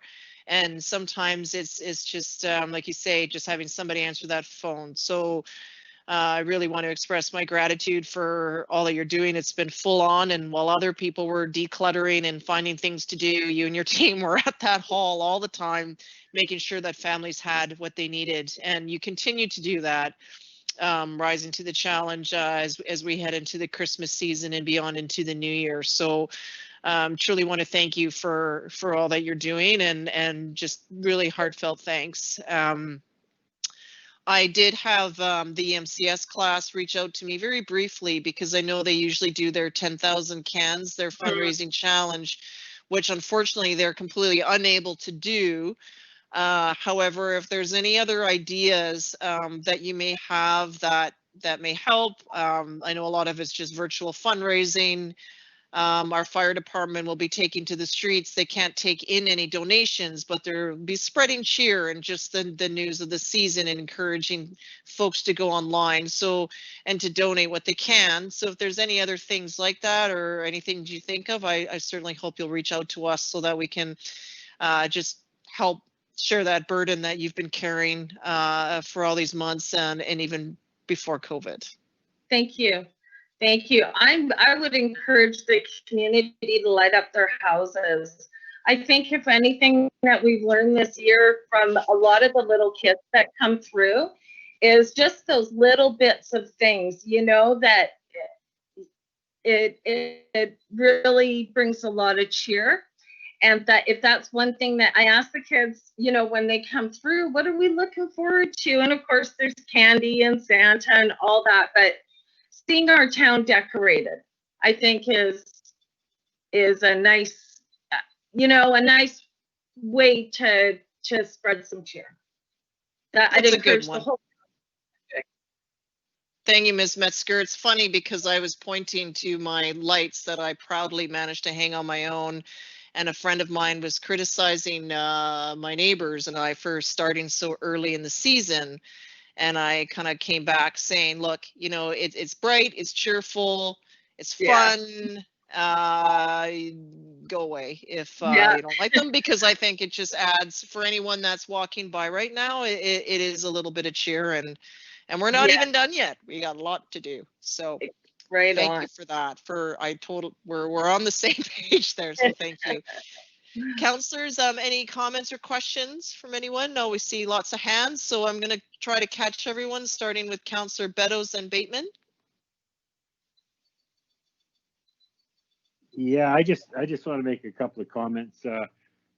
I'm down there quite a bit, and I see firsthand what these people do and the hours they put in. And we are very blessed to have the dedication of the volunteers down there. But they're working on a shoestring half the time. So in the future, if there's anything that we can do as a council, I think we should jump to it to have that caliber of people. And I get to hear some of the stories of how much of an impact it does have on people that are coming to the food bank for the first time and are embarrassed. And I know Ms. Mesner, I got to get that right too. She talks to them and makes them feel 100% and make sure that they're not embarrassed by having to go to this thing. I am also concerned about not having the stocks down there. I know where it's all hidden, and it's in every little nook and cranny. And I'm hoping sometime in the future we can do something better for the food bank than spread out, sharing space with people cleaning wheelchairs and things like that. it's not an ideal situation. So thank you for your presentation. You have a fan on council for you guys. Thank you. Councillor Bateman, please. Yeah, I think you've got probably 7 fans at least, and many in the district office. I'm curious, you mentioned a couple of figures there. 2019, your expenditures were 278,000. So far this year, 286. Yeah. Do you have a sense of how much, given that the food drives won't be happening next month? Do you have a sense of how much you will need this year? I think I'll probably am going to go over. I'm going to say about $310,000 by the time we have Christmas. See, what's happened with Santa Anonymous as well. They put a cap on how many families they take. So the food bank always takes all those extra toys. And then we help out with the Toys for Tots for Port Renfrew. And where we did, you know, I've already doubled our intake numbers this year. So I'm going to say about 310,000 by the time we shut the doors on the 24th. Okay, so I know that annually we give council, and out of our budget, gives $10,000 to you for your milk program. Yeah. And I do know that we have, I don't know how much left in council contingency. So I would. 16,000 for the Christmas Bureau, I think it is as well. Oh, we do. Okay. Yeah, yeah, and that helps with the turkeys and our ham, like the things that we had to buy. Yeah. Well, I think we might consider a one-time COVID era donation out of council contingency. I don't know how much, but I put that out for discussion. So, Councillor, the best thing to do there would be if you want to think about that and then give notice, and we can discuss it at our next meeting. Okay, thank you. Thank you. Okay. Councillor St. Pierre? I just wanted to say thank you as well, but also my understanding is that we'll be discussing later in this agenda COVID funding that's available. And I know that we need a resilient food bank. And as Councillor Beddoes was saying, working on a shoestring and being able to do so is a blessing, but it might be nicer to have more shoestrings. And I guess I'm curious as to whether or not you might have a wish list to make the food bank more resilient and to put less strain on your volunteers and yourself in terms of meeting the needs in this emergency and future emergencies. And given the possibility of funding, and there's no guarantees, it'd be nice to know what might really help. So first thing, we need a building. We move that food, and I'm telling you, this is heavy food. Pallets, we don't even have a pallet lift. Like, everything is done by hand or small carts. Thousands and thousands of pounds of food get removed constantly because we're a closet. We're a group of closets and a couple of storage containers, and we spread out 3 times a month.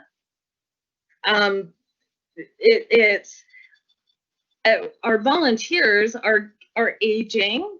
It's getting harder, and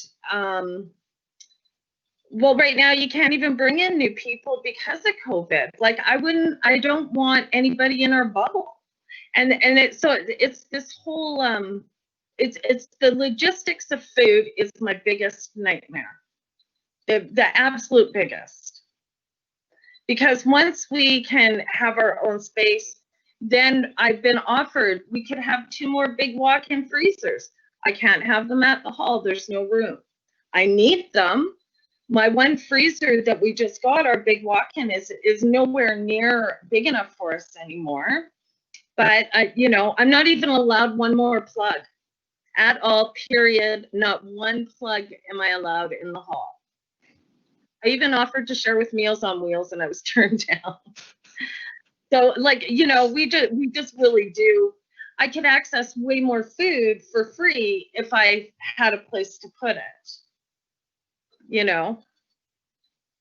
So that's number 1 on the wish list. And it's winter time, so I'm going to say socks. I can never, between the shelter and the schools, we can never have enough socks.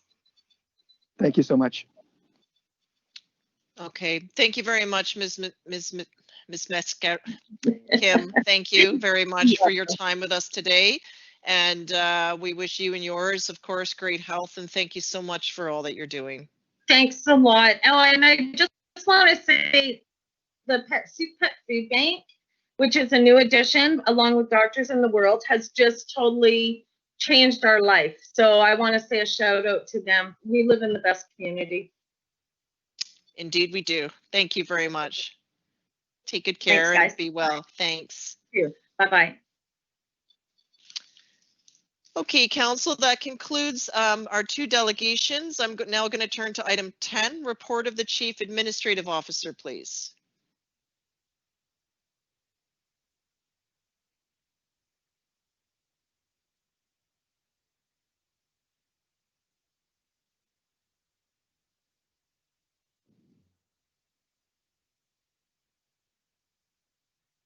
Hello? Hello, we can hear you now. Can you see, is my PowerPoint up? Yep, it is. Okay, well, let me try and get that up here. So 3 real brief updates today. I'm going to walk you through the 2021 budget schedule. I'll give you an update on Lot A and COVID update. So budget schedule, we did have our October 21st meeting. We did have our November 9th meeting where we brought the first draft of the budget forward. We were looking for first reading of the bylaw that night. We did not get it because of the COVID money. There was a request from council for us to bring that back. We did not have that information in time for the November 16th Committee of the Whole. But we are here tonight. You will hear more from Ms. Gray later on in the agenda on the budget. We're looking for first and second reading tonight. If that is accomplished, we'll be right back on track and we can finish up and have adoption on January 11th. If it does come back to us, we will have to have a revised budget schedule, which we'll bring to a subsequent council meeting to update when we will get through the budget process. Lot A, I know there's lots going on. I will continue to give updates on Lot A only because we own the land and it's not a typical development because we are actually the developer. So with Vancouver Island Regional Library, the draft contribution agreement for the hydro costs is with Viral. I know that it was on their agenda on Saturday and perhaps Councillor Bateman will touch on that in his update at the end of the meeting today. And with Sooke Region Communities Health Network, we are meeting with Searchin every 2 weeks now to look at their design work and their grant applications, just to make sure that anything that we can do to keep those things moving, we do. And we do have a memorandum of understanding that will be signed. It's based on the letter of agreement that was approved by council a number of months back. And that what they'll be looking for, or the next draw on the reserve fund, will be after a successful award of the BC housing funding. So they've got enough resources now to get their funding applications in, which will happen in December, and sometime February or March, they'll know whether they were successful with the BC housing application, and they'll return to council for further direction and further funding if that happens. And just briefly on COVID-19, as you know, last Thursday there were province-wide restrictions put in place. We here have updated our return to work during COVID policy and our pandemic response procedure. We have deployed more people to work from home as of today, and that will follow through until the further restrictions are lifted. Right now, the province-wide restrictions are in place until December 7th, but there's probably a good chance that those will be extended beyond December 7th, but we will keep you informed when the province makes those decisions. The district hall, it is remaining open now with public access to the foyer only, and of course masks are mandatory in any public places now. And the last thing is virtual council meetings. The current resolution is to conduct meetings virtually for November, but we are recommending that council extend the virtual council meetings for the remainder of 2020, and I'll leave that as a recommendation for council to consider. And that is my update for today. Thank you very much, Mr. McInnes, for the presentation. Council, I do tend to agree, given that Dr. Henry has stated, I heard today that councils could meet in person. However, she is encouraging us to meet virtually. And I think we all saw that coming when we supported this motion. So just to keep us all healthy and our loved ones safe, I do suggest that we put forward a motion that all council meetings remain virtual through to the end of 2020. So it's up to all of you. That's kind of where I would like us to be. I also find that when we're either all in person or all online, the system works a lot better. When we have some councillors in person, some online, it's a bit of a mess. So it tends to be better for us to do it in this way. However, I'd like to hear what you say, but I do hope that you'll consider meeting virtually, at least for the rest of 2020. I think we only have one meeting in December, maybe two. Thoughts? I can see. Do you need someone to make the motion? Yep. If you like, Councillor St. Pierre, go ahead. I'll make the motion that we continue virtual meetings until the end of 2020. Is there a seconder for that? Councillor Beddoes is seconding. Okay. I'd like to speak too. Yeah, go ahead, please, Councillor Beddoes. Yeah, I certainly I agree with you. Having conducted that one meeting where it was split between some in council and some on Zoom or whatever we were using was just an absolute nightmare. So we had to do one or the other. But the thing that concerns me most is if we're going to be doing this from home, I don't feel I'm supported properly. I'm using this little iPad, which is very, very difficult to have the information in front of me, seeing everybody and their reactions, because it's important that I see people as well. I would like to, I know it could be brought up later, but you're asking the question now, is I'd like to see us, the councillors get a proper laptop. If we're going to be working from home, and quite likely even into January, maybe even February, then I think that we need to be supported better than this little iPad, which is okay if you've got a council meeting to have it in front of you, but not from the home. I find, I don't know whether it's bandwidth, but when I put my hand up, there's a 3-second delay. I got little screens, I can't read anything. So I'm not happy with the present situation, and I'm opening it up for other councillors to make their comments. No, thank you for raising that, Councillor Beddoes, and I do agree with you. I think rather than a motion saying that everyone have notebooks or laptops, however you want to call them, it's more, I think it is a case-by-case basis in terms of what does a councillor actually need to feel supported at home. And it'll vary according to what equipment you're currently using. But I agree with you, like right now, I do have a laptop that I'm using because I have the agenda on my iPad. It's really hard to participate in a Zoom meeting and also see the materials on an iPad. You have a bit more function with a laptop, but it depends. So I think this is where I really want staff to reach out and talk to us individually as to what we might need. There's been advances now where there's portable screens. I don't know if they plug into an iPad as a device, but the problem also when you add devices to your iPad is then you can't charge it. So you have to unplug something. Like it only has the one port. So you can either charge it or use your headphones out of it. You can't do more than that. So this is where it is sort of a case-by-case piece. To see what would work best.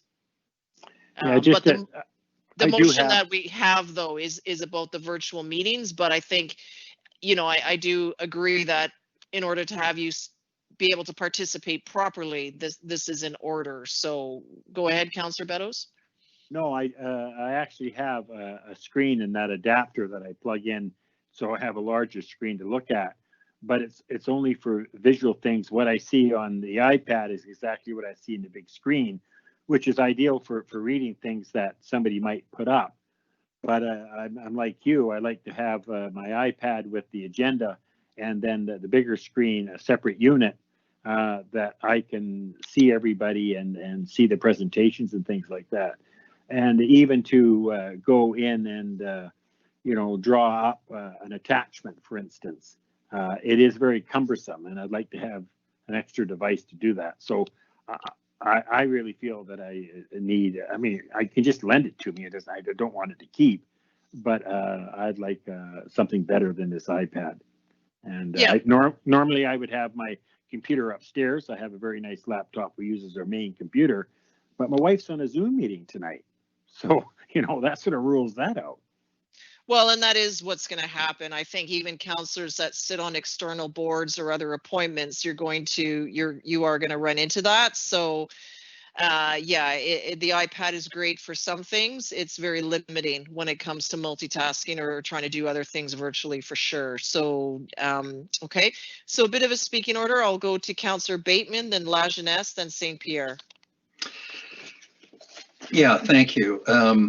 As much as I dislike these Zoom meetings and the delays and seeing this shining head of mine in grand fashion, yes, good. Let's carry on till the end of December. And I know Councillor St. Pierre has brought forward a notice of motion to discuss our technological realities and how to improve them. And I think we'll be discussing that perhaps at the next council meeting. So yeah, fantastic. Thank you. I'm just shaking my head because we'll be able to discuss this in our budget part under finance, because staff have added in an IT component there, so we can discuss it a bit more at length there. Councillor La Jeunesse? Yeah, I think it would be good to look at not only hardware options, but also other software for online meetings. I don't know if we're obligated to use Teams, but I find it a little bit cumbersome. There may be other options out there that are better.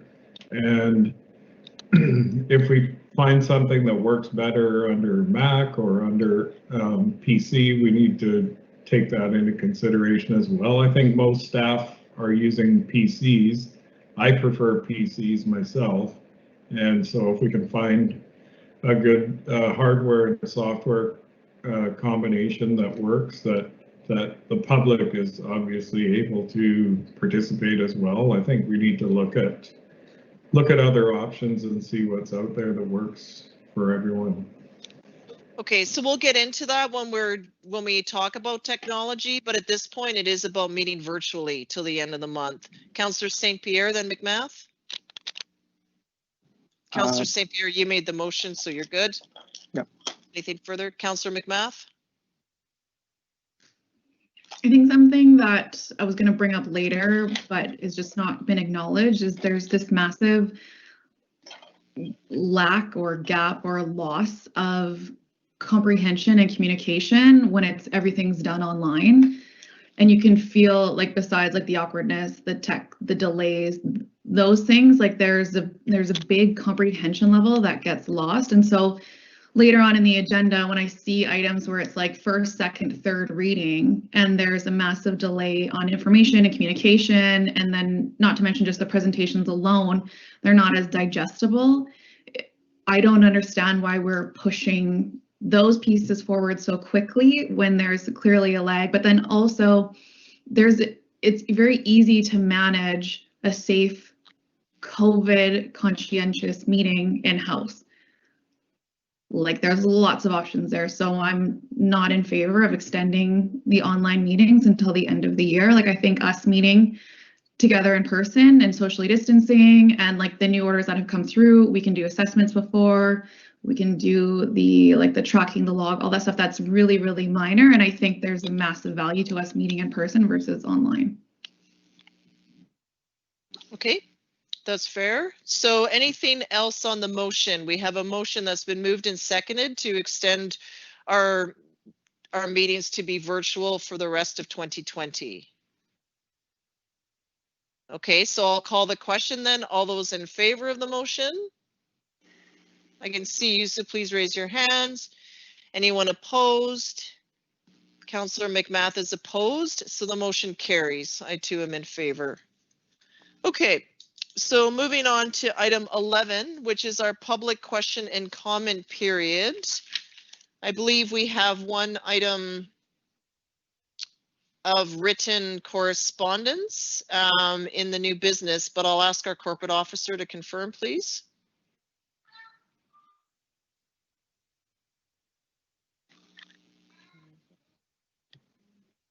Is there just the one item in regards to the building bylaw?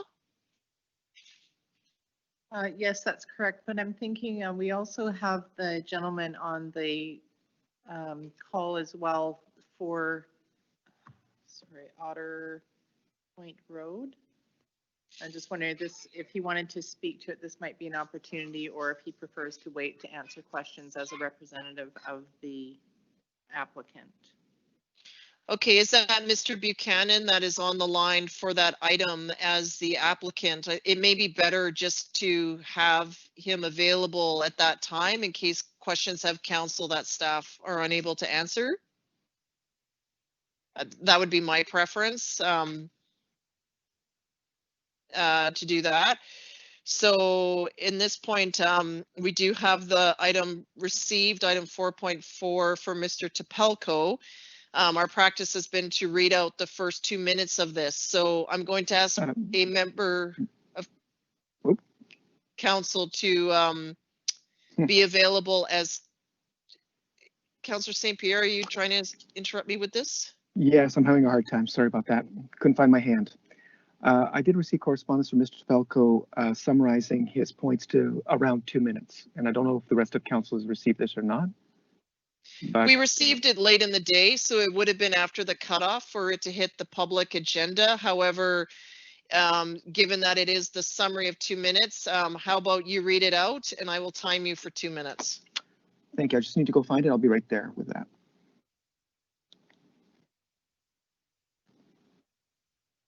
All right. So I humbly submit the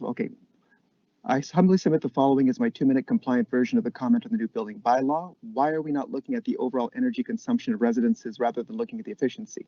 If we did, we could relax the building standards for smaller tiny homes based on the fact that they require much less energy consumption per person than the most efficient but larger homes. This kind of policy would support affordability for the kinds of small homes that many lower income people are going to live in anyway. Energy efficiency standards which serve to make certain affordable housing types impossible, or at the very least unaffordable, while offering little to no actual benefit, should be amended as soon as possible. Mansions should be held to a higher standard for efficiency than a cottage. In reality, a mobile home will typically cost 3 to 4 times what a tiny home will cost in actual dollars, rather than the deceptive metric of cost per square foot.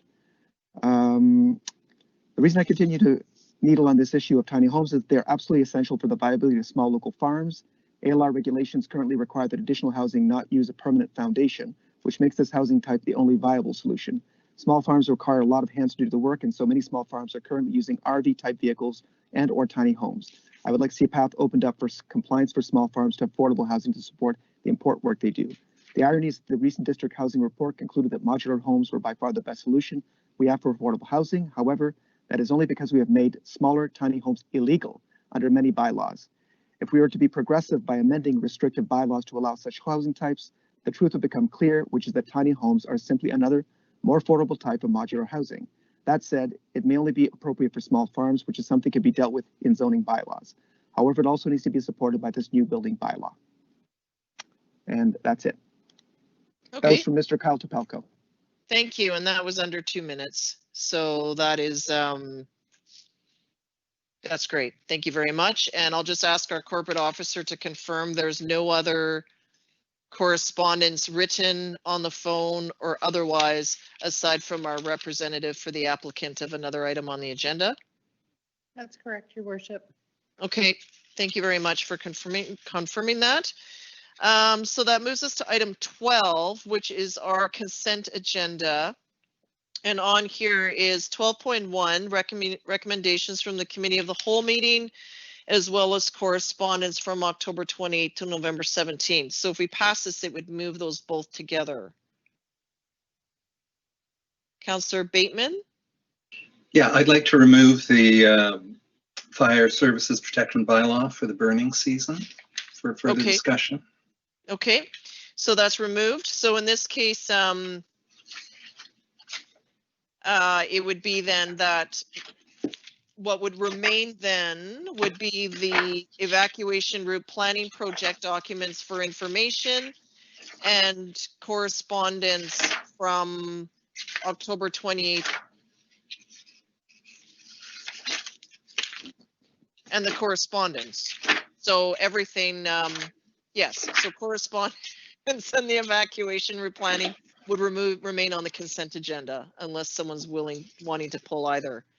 So otherwise I'll have a mover to adopt the consent agenda. Moved by Councillor Beddoes and seconded by Councillor St. Pierre. So those are to move the consent agendas. All right, all those in favor of the consent agenda? Anyone opposed? None opposed, that's carried unanimously.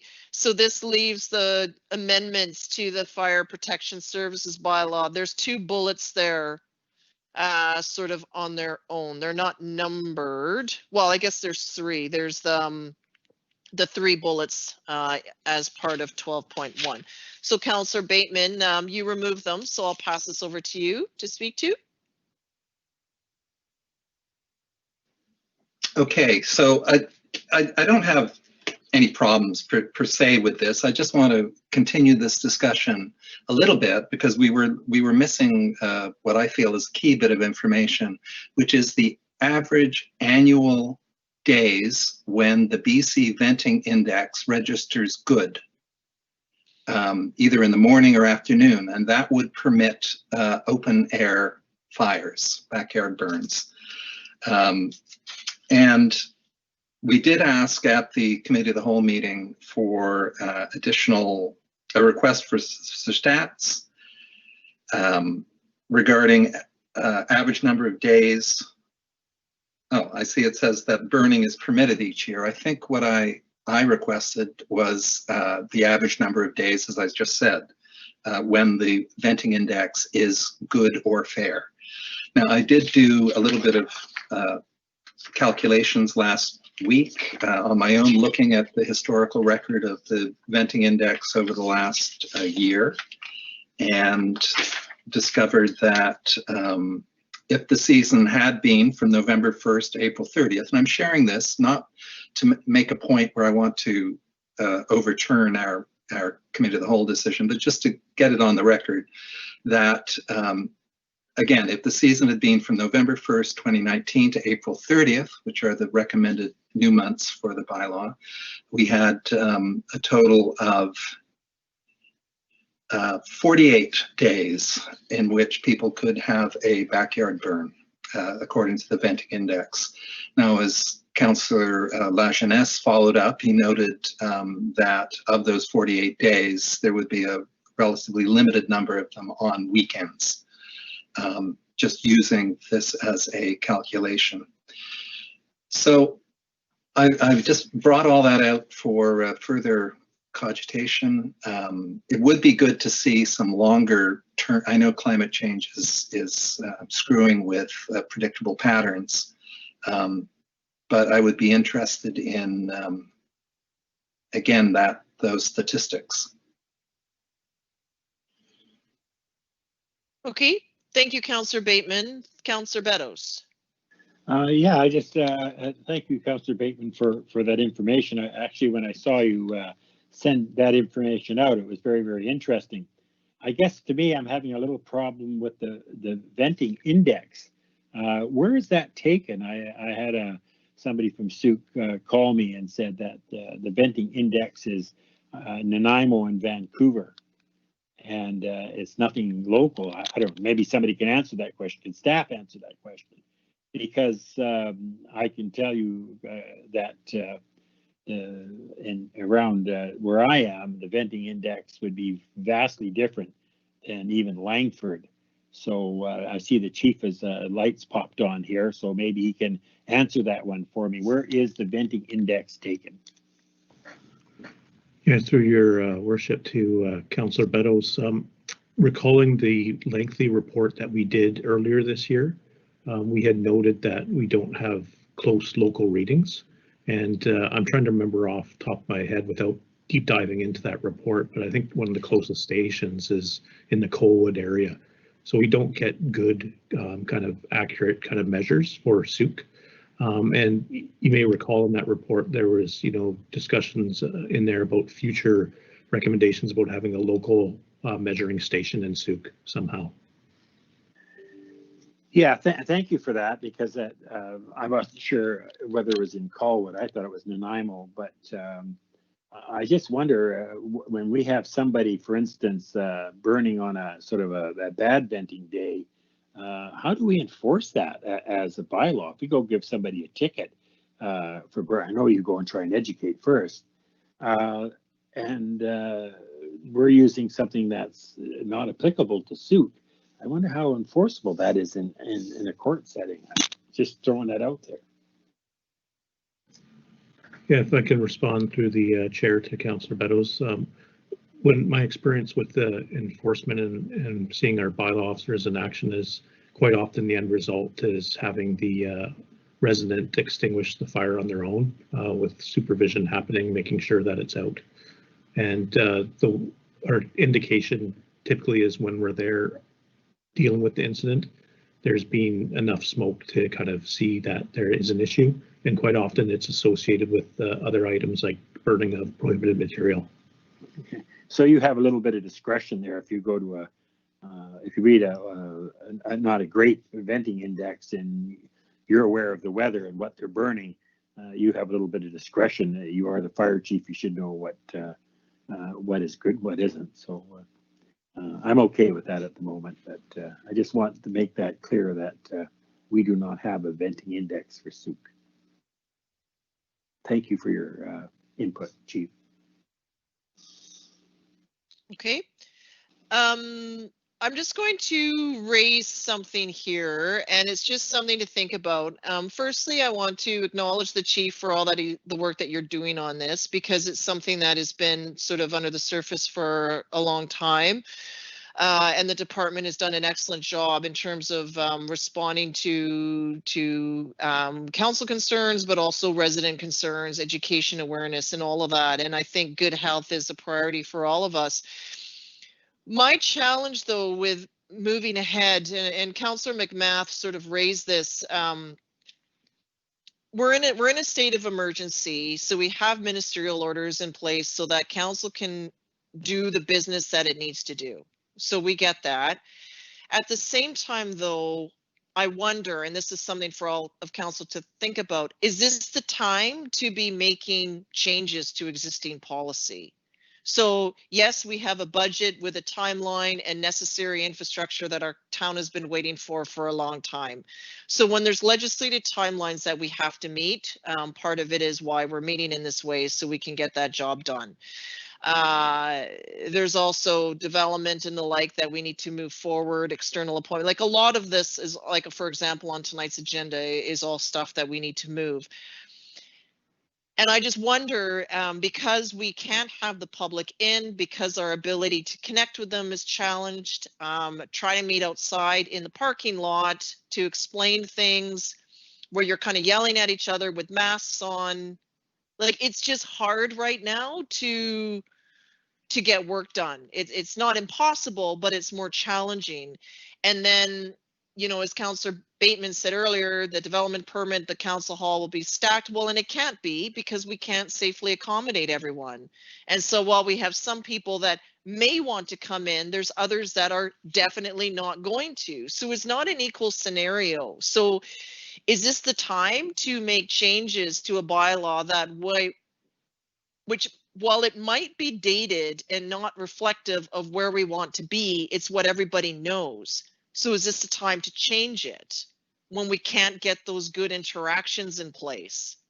So I'm a bit hesitant in terms of moving this forward. There's a lot of good reasons why we should, but I'm also just concerned of doing a lot of things and then the public wondering, how did we get to this now when I can't quite follow the dots or participate or ask questions? So I don't want to have certainly the chief or any of our staff feel that we're not recognizing the good work that you're doing. I am, and I'm very appreciative of it for so many reasons.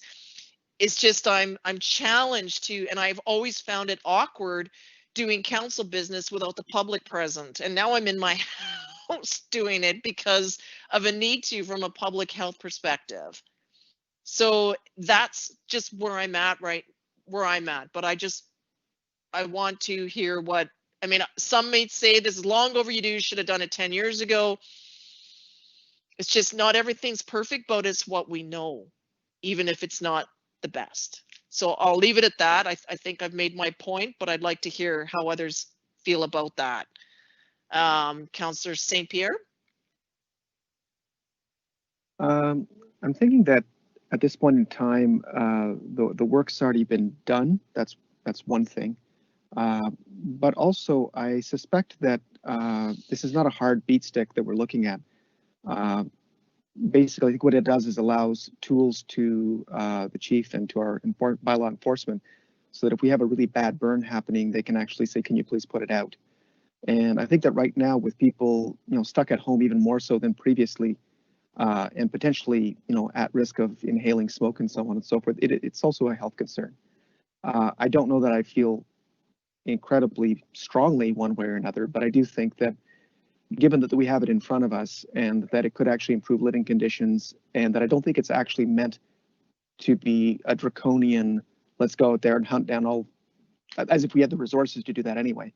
I suspect it's more along the lines of our complaint-driven bylaw system, which says that if some neighbor is choking on smoke, they have an option.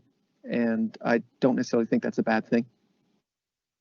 Yeah, but I'll just add that if someone is burning garbage, they have to put it out. They should be fined. Like if anyone is burning, as we hear, any couches, garbage, any of the refuge that shouldn't be burned, the chief should and the department should come in and, you know what, you got your warning, you're a repeat offender, you should be fined for that. It's unacceptable. Good, bad, fair, poor, good day, bad day. It's just stuff you can't burn, period. And there should be that's it. You can't, that ship has sailed a long time ago, and I think everyone would agree on that.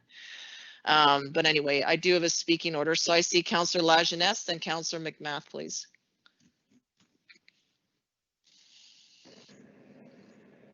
Yeah, I agree with that. I think that we need to have more public input on this, and we need to allow an opportunity for everybody to have their say, because a lot of the people that this is going to affect are computer illiterate. Even if we allow them a chance to chime in this format, they're not able to because they don't have the technology or the know-how. And I agree that anybody who's burning couches or inorganic materials should be fined, and should be fined substantially.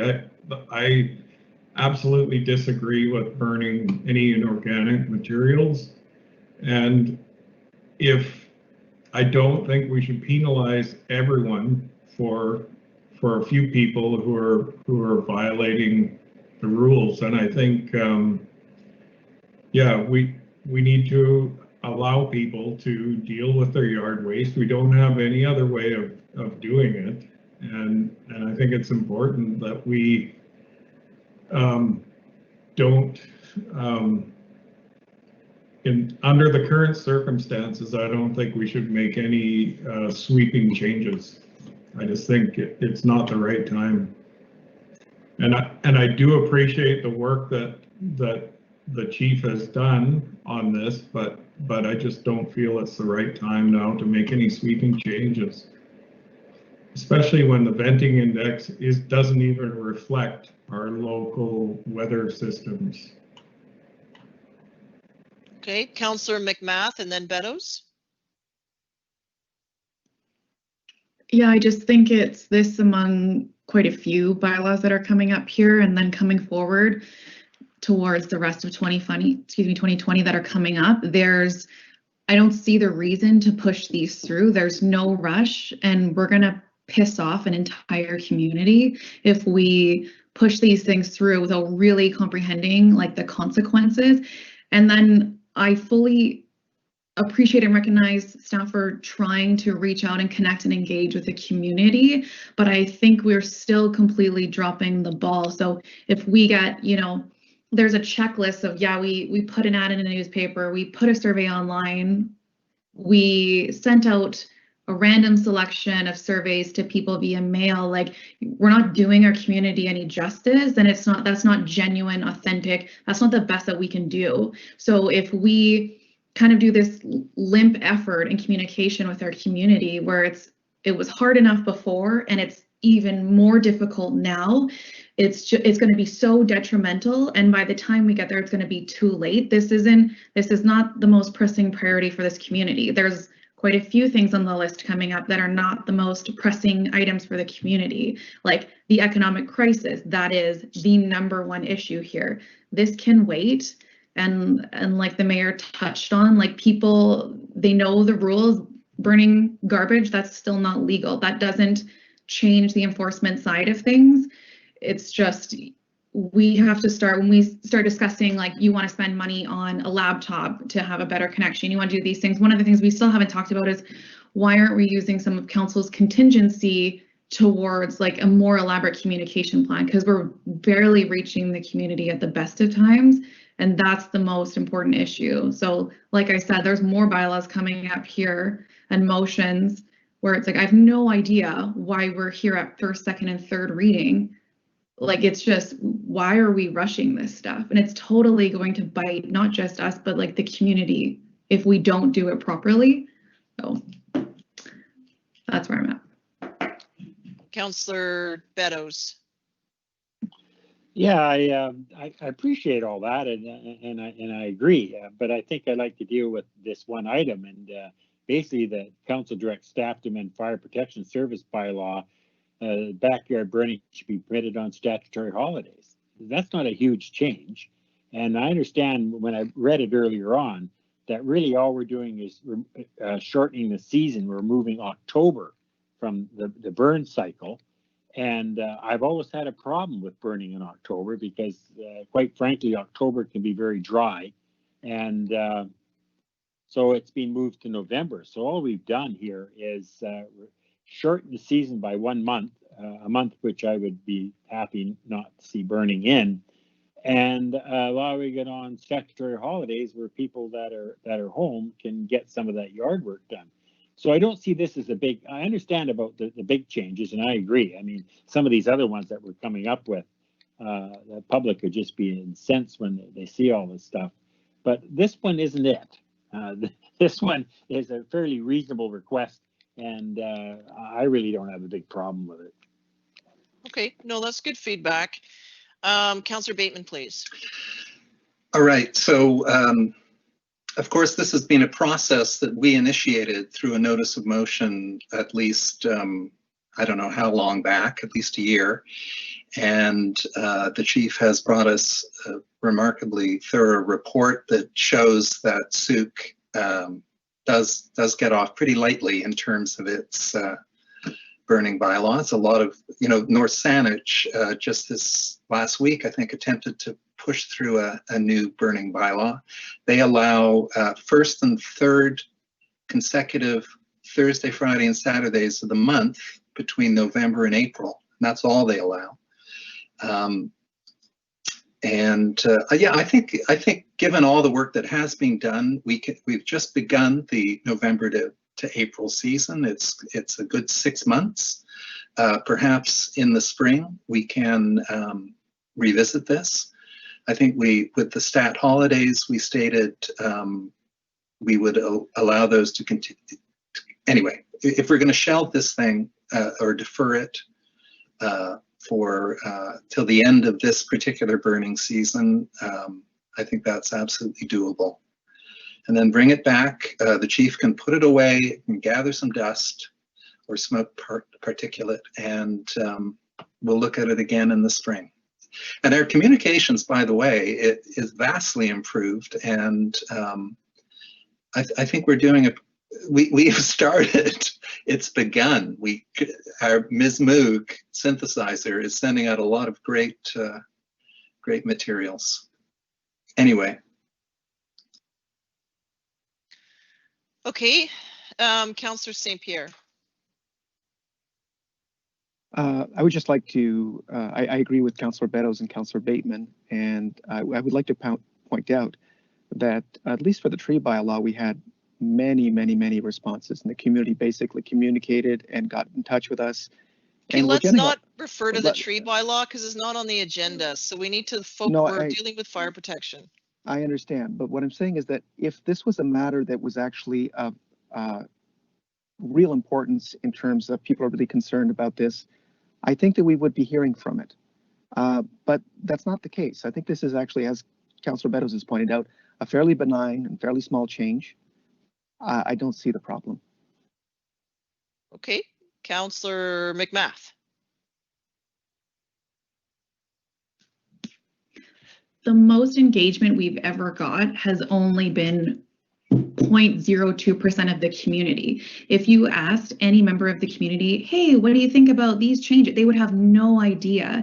And like, what is your reference for like a large portion or response from a community? Because if you say, oh, we got 400 responses, well, there's 15,000 people here. And I guarantee you 90% of them have no idea about a fraction of the things that we're bringing up here. So no, we're not remotely engaging the community. The communication is not strong.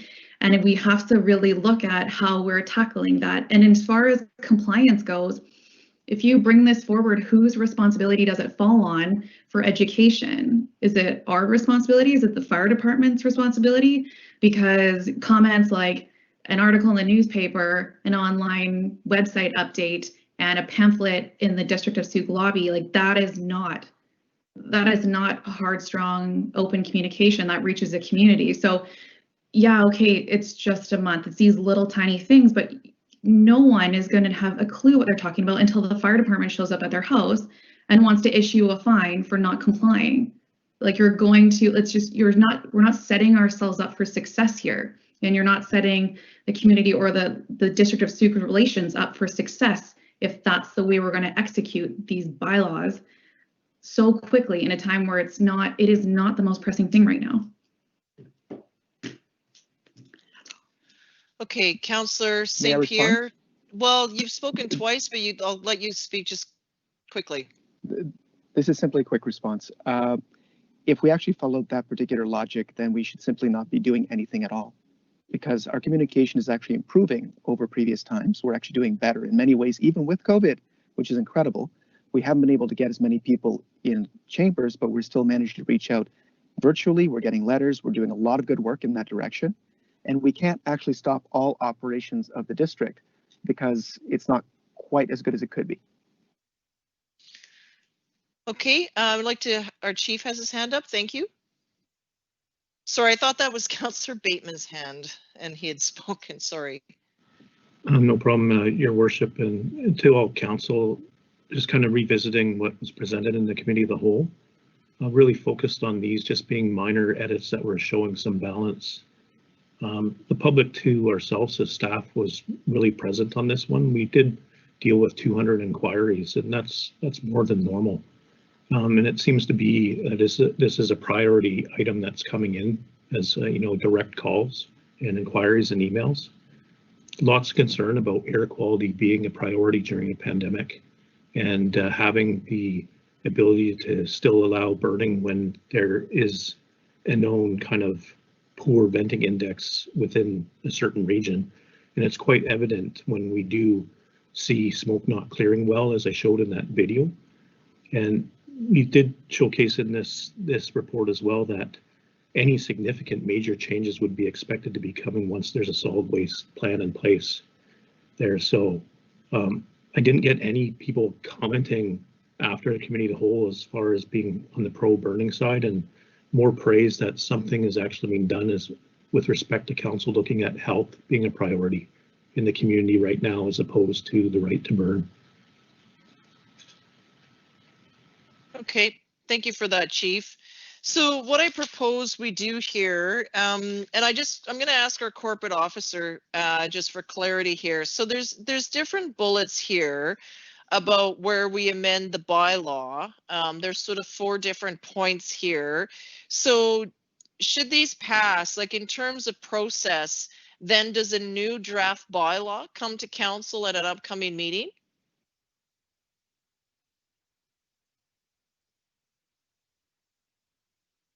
Just asking corporate staff a question on process. There's a series of recommendations here. So how does that, what is the next step procedurally? What happens next if these passed? Yes, if these pass, then a bylaw would come back to council most likely in January with those amendments as directed. And then they go through like first, second, third, and then public input again? There is no required public input on that. That could be done at council's direction as it has been done with other bylaws. But typically the first 3 readings would come forward and then adoption, but the public has the opportunity to provide input during our public discussion forum. Okay, and then these changes would not come into effect until the bylaw is actually adopted. That's correct, or council could also direct that the bylaw come forward, and we can always put a force and effect date within the bylaw so that the bylaw could be adopted in January, but not come into force and effect until March 31st or April 30th or whatever date council directs. Okay, no, that's good. That helps just procedurally. Okay, so I thank everyone for just, hearing concerns and just having a discussion about this. So there is a process in place. What council could also do is when you hit first reading, you don't have, although it says first, second, and third, council always has the ability to just move first reading. We did that with a recent development project. We moved first reading to move it ahead. We had staff looking at some things to come back. So there is a process way of having things to slow down. Sometimes it's housekeeping and just text space. Like it doesn't need that because it's just, for example, 10 acres to 4 hectares.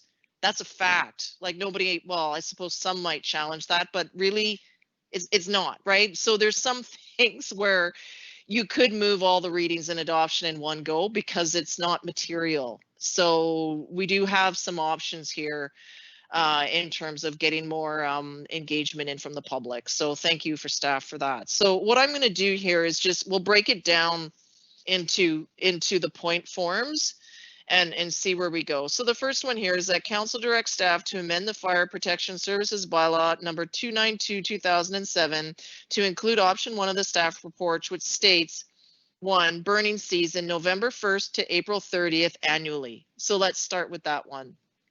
Do I have a mover or a mover for that? Moved by Councillor Bateman and seconded by Councillor St. Pierre, I think. I wanted to move first reading of that. Well, no, we're not doing first reading because we need the draft bylaw to come back to us and then we would do the readings at that time. So this is just whether or not you support these changes going into a bylaw for first reading. Is that clear for everyone? Yep. Okay. So anyone wish to speak on this? Because the screen sharing is coming up, I need you to just tell me that you want to speak, but otherwise I'm going to call the question. All those in favor of that first bullet, please. If you could just maybe say your name because I can't see you. St. Pierre. You know, I'm confused here, as is often the case. Okay, so then just say point of order. Point of order. Okay, now, Councillor, what is your concern? Now, where is this piece around public engagement? Well, okay, so that these are all, we're directing staff now to make these amendments. So then what they're going to do is draft a bylaw that they will bring to us in January.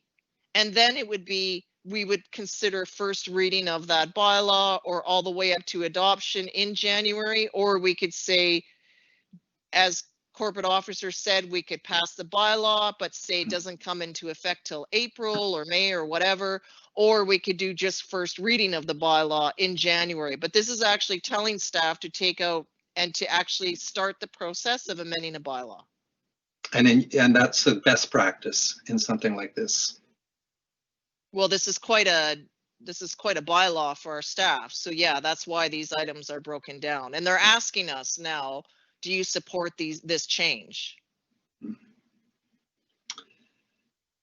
Okay, Does that make sense? yeah, I'm in favor of that. Okay, so I need to redo this vote. Staff, can you not share the screen anymore so I can see counselors? It's difficult for me to get a vote. Because I can't see. I need you to stop sharing the screen. Okay, I see everyone now. Okay. Now I don't. Okay, so I'm going to do this again. So Counselor, this has been moved and seconded now. So now I'm going to call the question. And if you're in favor, raise your hand. All those in favor of the first bullet? Anyone opposed? Counselor McMath and Counselor Lajeunesse are opposed, so that carries.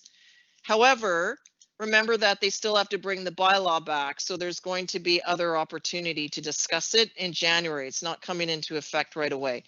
So the next one here is the venting index category for SRN Vancouver Island, district-wide for all properties inside and outside of the sewer specified area, the SSA. The venting index category must indicate good on morning 7 a.m. or afternoon 4 p.m. rating on the Ministry of Environment Venting Index. So look for a mover and a seconder. Moved by Councillor St. Pierre and seconded by Councillor Lajeunesse. Councillor St. Pierre, would you like to speak to this? Councillor Lajeunesse, any comment? Yeah, I'm just wondering if we can find a way to get a more accurate account of the venting index for our area. What would that take? I don't know, ask staff. Is that possible? To your worship, to Councillor Lajeunesse, I would take some research and I could make those inquiries and have that come back, you know, when the bylaw comes back for reading. Okay. Okay, so we can get that information back, and there's still a process, okay? Anything further on this second bullet from anyone? Okay, I'll call the question then. All those in favor? Anyone opposed? None opposed. That one carries unanimously. Were you opposed, Councillor McMath? Sorry, point of order. Yeah, go ahead, I was Councillor McMath. against. So I don't know if there was a lag there. Okay, I didn't see any movement from you, so thank you for clarifying. So Councillor McMath is opposed. The motion carries. The next one is that council directs staff to amend the Fire Protection Services Bylaw number 292/2007 to state that backyard burning should be permitted on statutory holidays until such a time as yard waste management alternatives are available. So this is allowing more burning for those that enjoy burning. Do we have a mover for this? Councillor Lajeunesse has moved it. Councillor St. Pierre is seconding it. Anyone like to speak to this? All right, I'll call the question. All those in favor? Anyone opposed?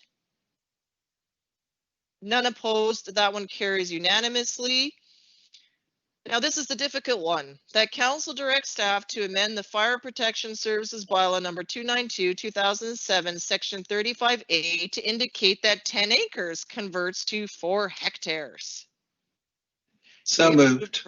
Moved by Councillor Bateman, seconded by Councillor St. Pierre.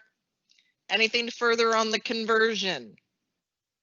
Seeing none. All those in favor? Anyone opposed? Okay, that carries unanimously. Okay, great discussion, everybody.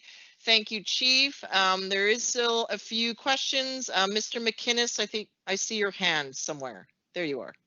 Thank you, Worship. Just quickly, want to discuss the strategic priorities chart. And we've said that those priorities, we have to have a mechanism in place to reprioritize when challenges or opportunities arise. COVID obviously is a challenge. The next opportunity for council for an update for the strategic priorities chart is scheduled for January. But this challenge may be big enough that we need to reprioritize some of the upcoming items that have been talked about in the last half hour here. I will have that discussion with the mayor, and perhaps we need to accelerate the next opportunity for council to influence those priorities. But we were really looking forward to, and quite frankly, I'm quite proud of staff for really paying attention to that strategic priorities chart and pushing the items that are on that chart forward. We were looking forward to having a fairly clean slate in January to come to council and say, it's time to refill the now priorities. So some of these may be put off till a later time, but just wanted to remind everyone of the framework that we're working within. Yeah, and I really appreciate that, Mr. McInnes. I think just sometimes the weight of COVID and just how far-reaching it is, it's quite something that I think when we last met, maybe I idealistically had thought there was a silver end to the COVID cloud, and there isn't one in sight yet. So it's a bit despairing, but that's okay. We'll continue punching through. So thank you for that. Thank you. Okay. So our next item up is 13.2. We've dealt with the correspondence. So 13, thank you very much, Chief. The variance report was removed. So 13.2 is external council liaison appointments. So I'm just going to work my way through this. And I also note that some members of council have reached out to me on some requests, and we will add those on to the end as we get through this. So the first one is regarding the Vancouver Island Regional Library Board. And actually, since I have this all in front of me, can I ask staff maybe not to screen share until I need you to? It's just easier it'll be faster if I can see council on this. And I can only see Councillor McMath right now, so thank you. Okay, so first off, Councillor Bateman has indicated that he would like to remain on the library board, and I do really support that. I would just like to see him get through this and as we break ground and the like. So I'll be asking council for this recommendation, and that is that council appoint Councillor Jeff Bateman as Souk's representative to the Vancouver Island Regional Library Board for a one-year term commencing January 1st, 2020 and expiring December 31st, 2021, and that council appoint Councillor Ebony Logans as Souk's alternate representative to the Vancouver Island Regional Library Board for a one-year term commencing January 1st, 21 and expiring December 31st, 21. Do I have a mover? Councillor St. Pierre has moved it. Councillor McMath has seconded it. Anyone wish to speak on this? I'm just going to motivate very quickly. You're awesome, Jeff. Well done. Yes. And Thank you all. Councillor Logans is your backup there. So I'm going to call the question. All those in favor? Anyone opposed? None opposed. That's carried unanimously.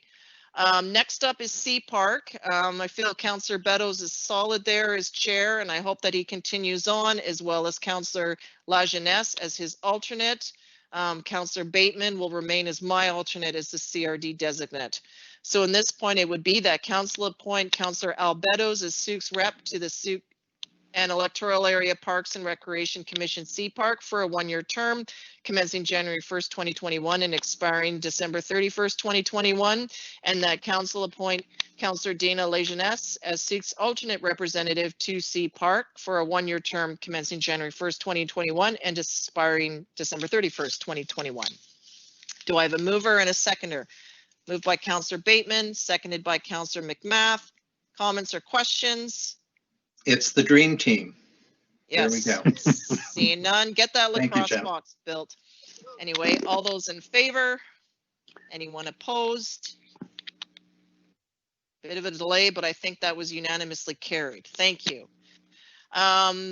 The Family Court and Youth Justice Committee is going through significant changes now, so I'm hoping that Councillor Bateman will remain on with council support. So I'm going to recommend that council appoint Councillor Jeff Bateman as Souk's representative to the Victoria Family Court and Youth Justice Committee for a one-year term commencing January 1st, 2021, expiring December 31st, 2021. Moved by Councillor. Oh, I see a hand. Ms. Mushata?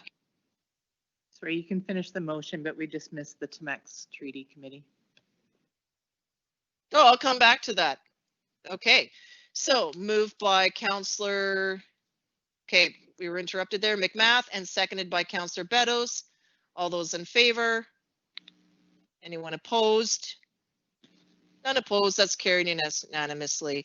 For TTAC, or the Timucua Treaty Advisory Committee, I'm hoping that Councillor will support me to continue on as the designate with Councillor Logans as the alternate. So I'm asking that Councillor appoint Mayor Maya Tate as Souk's rep to the Timucua Treaty Advisory Committee for a one-year term, commencing January 1st, 2021, expiring December 31st, 2021. And that council appoint Councillor Ebony Logans as Souk's alternate representative to Timucua Treaty Advisory Committee for one-year term, commencing January 1st, 2021, expiring December 31st, 2021.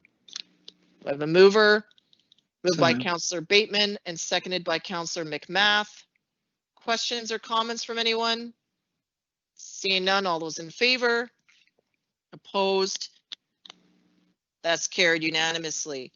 Thank you very much. So for the next one, I understand that Councillor St. Pierre is good to step off and Councillor Dana Lajeunesse wishes to join the Souk Region Historical Society. Am I correct in that? Give it a nod. Okay, so that council appoint Councillor Dana Lajeunesse as liaison to the Souk Region Historical Society for a one-year term commencing January 1st, 2021 and expiring December 31st, 2021. Mover, please. Moved by Councillor McMath, seconded by Councillor St. Pierre. Comments or questions? All those in favor then? Anyone opposed? And that's carried unanimously. So this one for EMCS, both Councillor St. Pierre and Councillor Lajeunesse have expressed an interest in this. So I'm suggesting that council appoint Councillor Tony Lajeunesse as liaison and Councillor Dana, I said that wrong, sorry, Councillor Tony St. Pierre as the representative liaison and Councillor Dana Lajeunesse as the alternate to the Edward Milne Community School Society for a one-year term commencing January 1st, 2021 and expiring December 31st, 2021. So moved. Moved by Councillor Bateman and seconded by Councillor McMath. Questions or comments from anyone? Seeing none, all those in favor? Opposed? That's carried unanimously. Councillor Jeff Bateman is currently on the Age Friendly Committee, which is actually different than Search-In as a whole. As you know in the report, Search-In will flow into our Community Act Dev Committee. So just given the work that's happening within seniors in our community, I do support this Age Friendly Committee continuing on with Councillor Bateman at the helm. So I'd like to put forward a recommendation that council appoint Councillor Jeff Bateman as liaison to the Age Friendly Committee for a one-year term commencing January 1st, 2021, expiring December 31st, 2021. Moved by Councillor McMath, seconded by Councillor St. Pierre. Comments or questions from anyone? Seeing none, all those in favor? Opposed? That's carried unanimously. Councillor St. Pierre has also been doing a lot of external work with the Climate Caucus that's formed. So he is attending regularly. I've also been invited and have participated as a guest speaker for the Climate Caucus. So at this point, we'd like to, in conversations with Councillor St. Pierre, is just formalize the role that he's doing there. So I'll ask council that council appoint Councillor Tony St. Pierre as liaison to the Climate Caucus for a one-year term commencing January 1st, 2021, expiring December 31st, 2021. Moved by Councillor McMath and seconded by Councillor Bateman.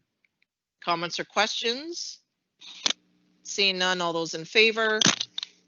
Opposed? That's carried unanimously.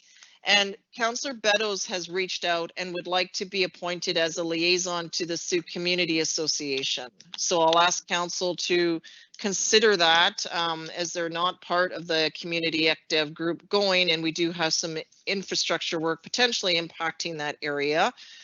So I'll put this forward then, that council appoint Councillor Al Beddoes as liaison to the Sioux Community Association for a 1-year term, commencing January 1st, 2021 and expiring December 31st, 2021. Is there a mover or seconder? Moved by Councillor, not sure his first, McMath, and seconded by Councillor Bateman. Any discussion on this item? Just a quick question. I thought that Councillor McMath was doing that particular work. What's happened with that? Or with? Well, we did, and Councillor McMath did do that. And then last year we were looking to have a committee workshop and then the formation of the Community Active. So we never reappointed any of these pieces, and then COVID threw all of our work out the window. I don't know how else to say it succinctly. No, all right. Okay. All those in favor? Anyone opposed? Good luck. That's carried unanimously. And then I wish to acknowledge. Good luck. I would like to acknowledge and thank all of you who have served in liaison roles, both currently and in the past, just for doing the great outreach that you're doing. It certainly is appreciated as we do our work to just get more in ahead of issues and to engage as best as we can. So I think that I've covered off everything, or we have, with this report. If there's anything that's been overlooked, by any means, it's not because I'm not thinking about you or I mean to neglect you. It's just everything is just a bit disjointed and a bit clunky right now, given the circumstances. So just patience is always a grace. Councillor Bateman. Yeah, I was just thinking of Councillor McMath and the Ministry of Transportation as our liaison with them, and she's done great work on that front. Is that ongoing? Well, part of that liaison request came about because I was doing so much traveling. So I needed help, like just sharing with all the work that's been going on, and now I'm not even leaving town. So that's kind of where it was to cover off with the external travel work that I had with UBCM and BC. I mean, typically I have to be the liaison on everything, but with all of these groups, I can't possibly do it. Okay, thank you. Right. Okay, so next up is item, I think what I'd like to do is ask council, can we just pause for a minute and just take a quick 5-minute break, please, so that we can stretch, refill, and replenish as needed. Be back with you in 5.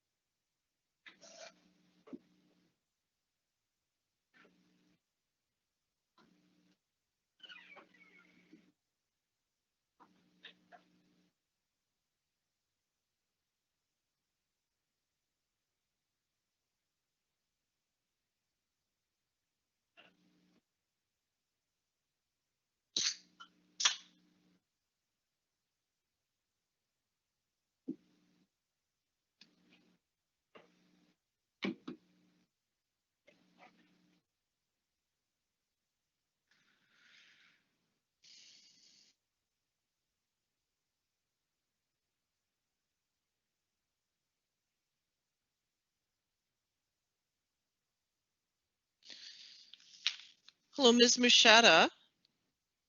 Yes. Oh, hello. I wasn't sure if you were in the room or not. Do I have the ability to vary the agenda at this point?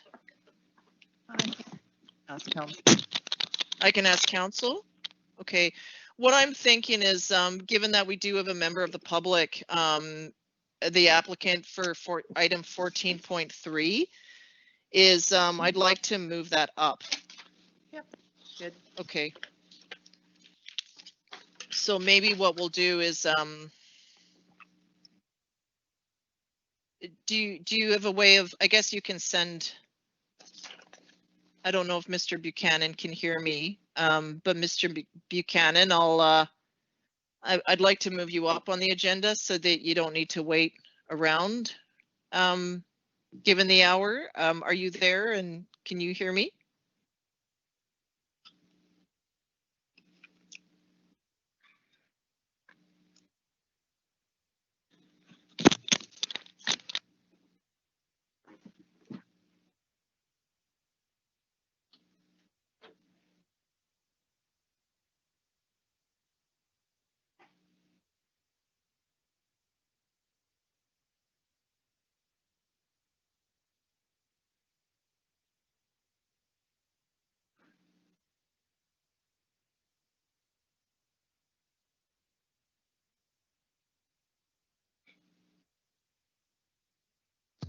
Maybe Ms. Mushata, can you try to message Mr. Buchanan? We'll do the transit bench advertising agreement and then I'll look to add him in after that.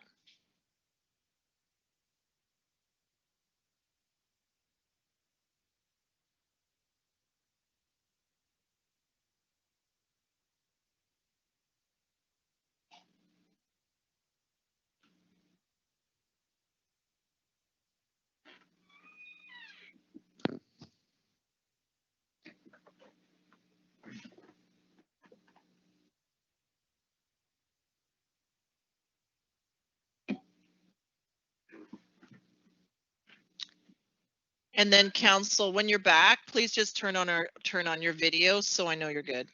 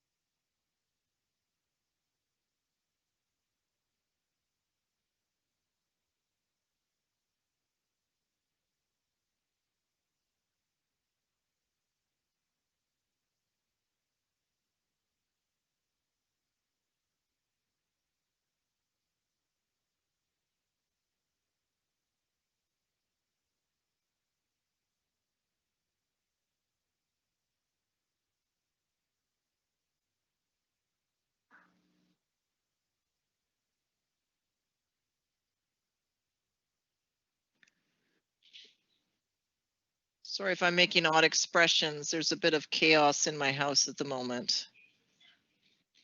The child that is refusing to go to bed and escaped out unbeknownst to all of us because he knows I'm downstairs. This is after he took a scissor and cut his pants up.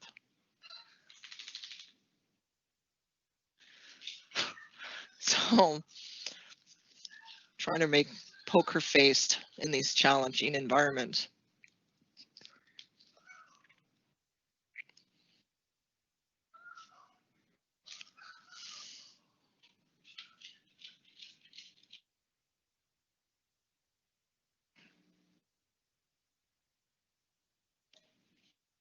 Councillor Beddoes, are you back?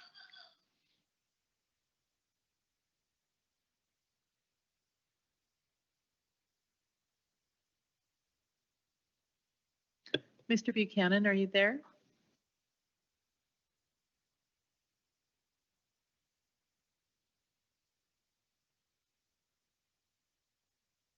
I'm here. Okay, Mr. Buchanan, it's Mayor Tate here. Just as council's returning from their break, what I'm going to do is ask council now, we do have a representative of the applicant for item 14.3 with us virtually. So I would like to vary the agenda and to move 14.3 up to immediately follow 13.3. So we'll do with the transit bench advertising, and then we'll deal with that item right after that. Okay, so we'll be with you very shortly, Mr. Buchanan. Okay, so staff, I'll turn over to 13.3, please. Transit bench advertising agreement. Yeah, thank you, Your Worship, and through Your Worship to Council. Report in front of you is framed around the existing agreement with Island Advertising. They currently have 22 benches out in the community, mostly along Highway 14 at the transit stops. What they're proposing is to add an additional 5 benches to the program. This would increase the revenue from $400 a month to $500 a month.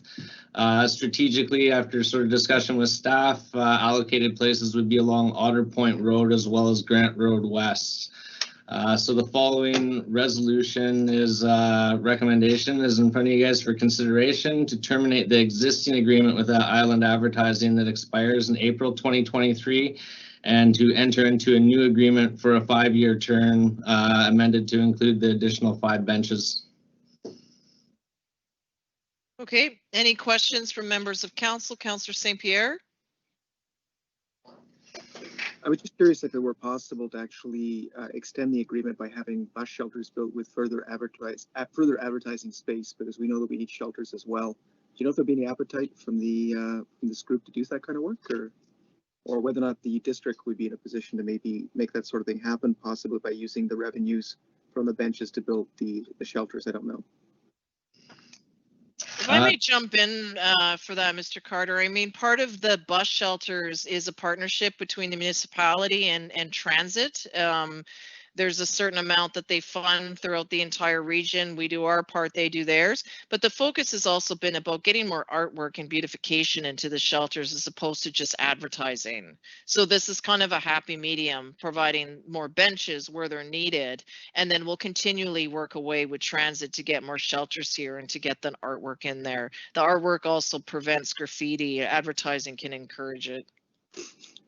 That's correct, Your Worship, and these aren't necessarily the locations that would be predominant for bus shelters. They're in areas that people are putting furniture in place and not having somewhere to sit. So that would be the focus of these additional 5 benches.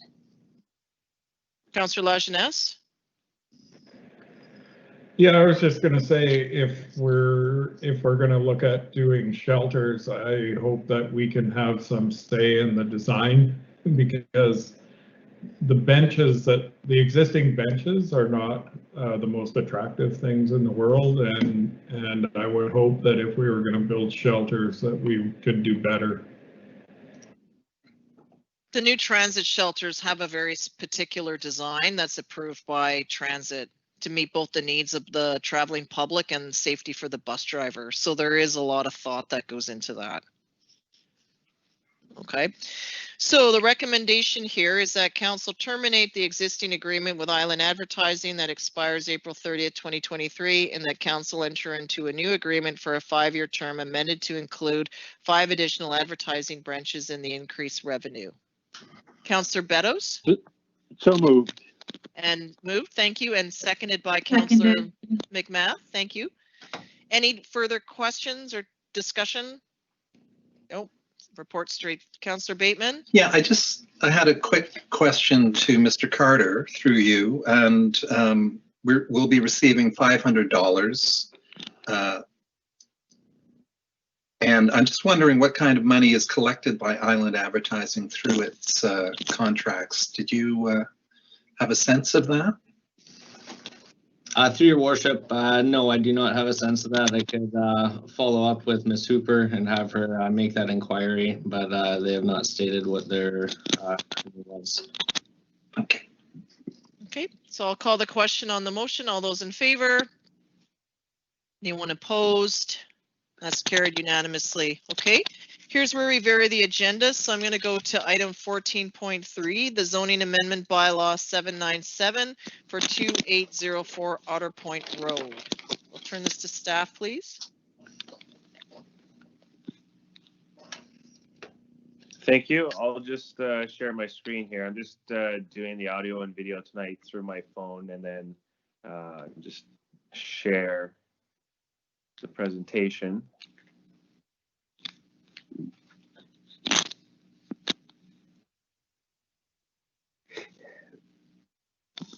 believe that should be visible now on the screen. Yes, it is. Thank you. All right. This is a zoning amendment proposing to rezone the subject property located at 2604 Otter Point Road. And its current zoning is rural residential RU4, and the applicant's proposing to rezone it to neighborhood. Sorry to rural. interrupt. I think someone's microphone's on. I'm having a hard time hearing.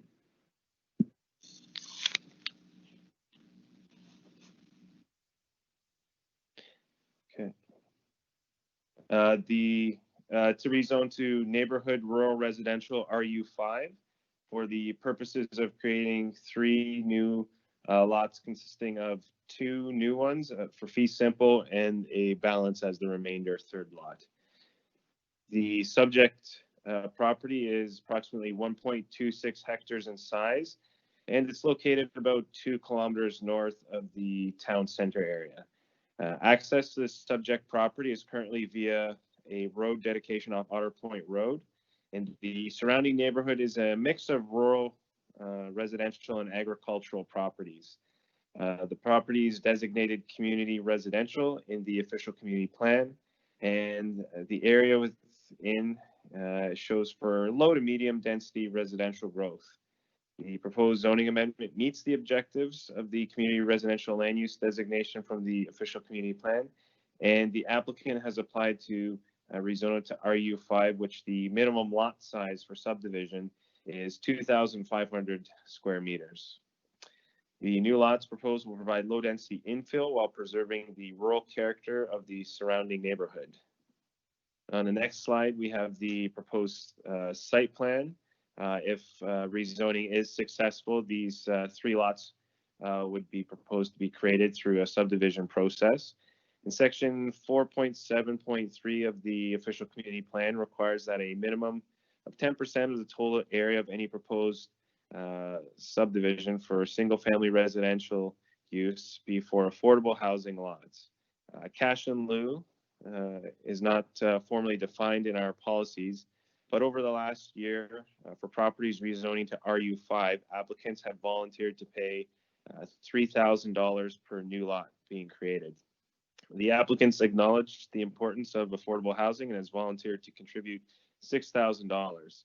Staff support cash in lieu as proposed by the applicant, and section 7.2.2 B of the official community plan states that subdivisions creating 4 or fewer lots are exempt from requiring a development permit as part of the subdivision process. The RU5 zone requires a site-specific analysis of the soils for properties outside of the sewer specified area which this is located, and the analysis determines that suitable soil conditions for an on-site sewage system. Vancouver Island Health Authority has stated they have no objections to the rezoning amendment application.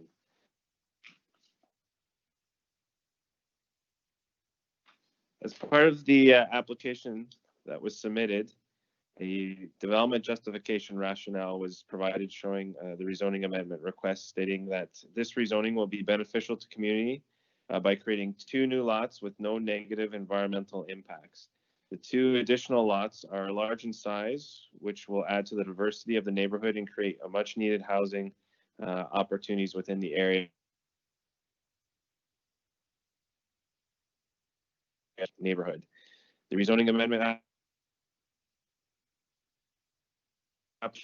based on that, staff is supportive of proceeding with first and second reading to amend the zoning from RU4 to RU5 as attached in the bylaw, and to proceed with scheduling for a public hearing which will allow for public input on the proposal. With that, that concludes my presentation. Thank you. Okay, thank you, Mr. Powell. Mr. Buchanan, is there anything you would like to add to the staff presentation at this time? I believe the staff report was complete. There could be misunderstanding only on that the proposal is for 3 fee simple lots. I'm not sure if it was talked about as 2 being Bearland Strata, but it's 3 fee simple lots. That was all. Thank you. Okay, thank you very much. So I'll ask members of council, any questions of staff? And of course, as you know, the applicant is here as well in case there's any questions that need to be answered. Any questions? Councillor Beddoes? Yeah, they're showing 3 lots. Has one lot got a house on it already? Is that the idea, or is it going to be torn down, or is there something there now, or I missed that? Staff, would you like to answer that? Yes, currently there is an existing dwelling on the property, and then the proposal includes 2 additional lots to be created for future construction of dwellings. Oh, okay, then I do understand it right, and that's where we get the 6,000 in lieu of affordable housing, because one lot is already going to have a house on it, and the other 2 lots would be 3,000 each, which goes in line with what we've been asking. So that's clarified it. Thank you. Okay, other questions from anyone? Okay, so on that, the recommendation here is that council give first and second reading to zoning amendment bylaw number 797 600-81 2020 to amend the zoning on the property located at 2604 Otter Point Road from rural residential RU4 to neighborhood rural residential RU5. Do I have a mover? Moved by Councillor McMath and seconded by Councillor Bateman. Any comments? Anything to add, Councillor McMath or Councillor Bateman, as you need to, just mindful of the time. Not trying to cut you off, but trying to get through stuff. Okay, seeing none, I'll call the question. All those in favor then? Is anyone opposed? None opposed, that carries unanimously. The second part then is that council schedule the public hearing for a zoning amendment bylaw number 797 600-81 2020 in accordance with section 466 of the Local Government Act. I need new glasses. So moved by Councillor Lajeunesse and seconded by Councillor St. Pierre. Anything further there? See none, all those in favor?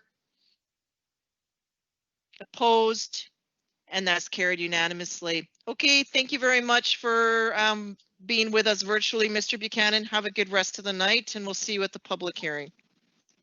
Thank you.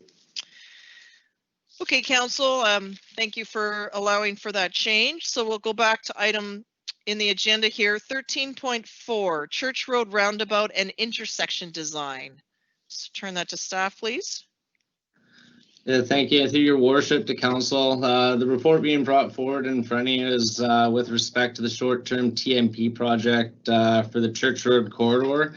It's inclusive of the 2 key components, which are the roundabout at Church and Throop Road, as well as the required intersection upgrades.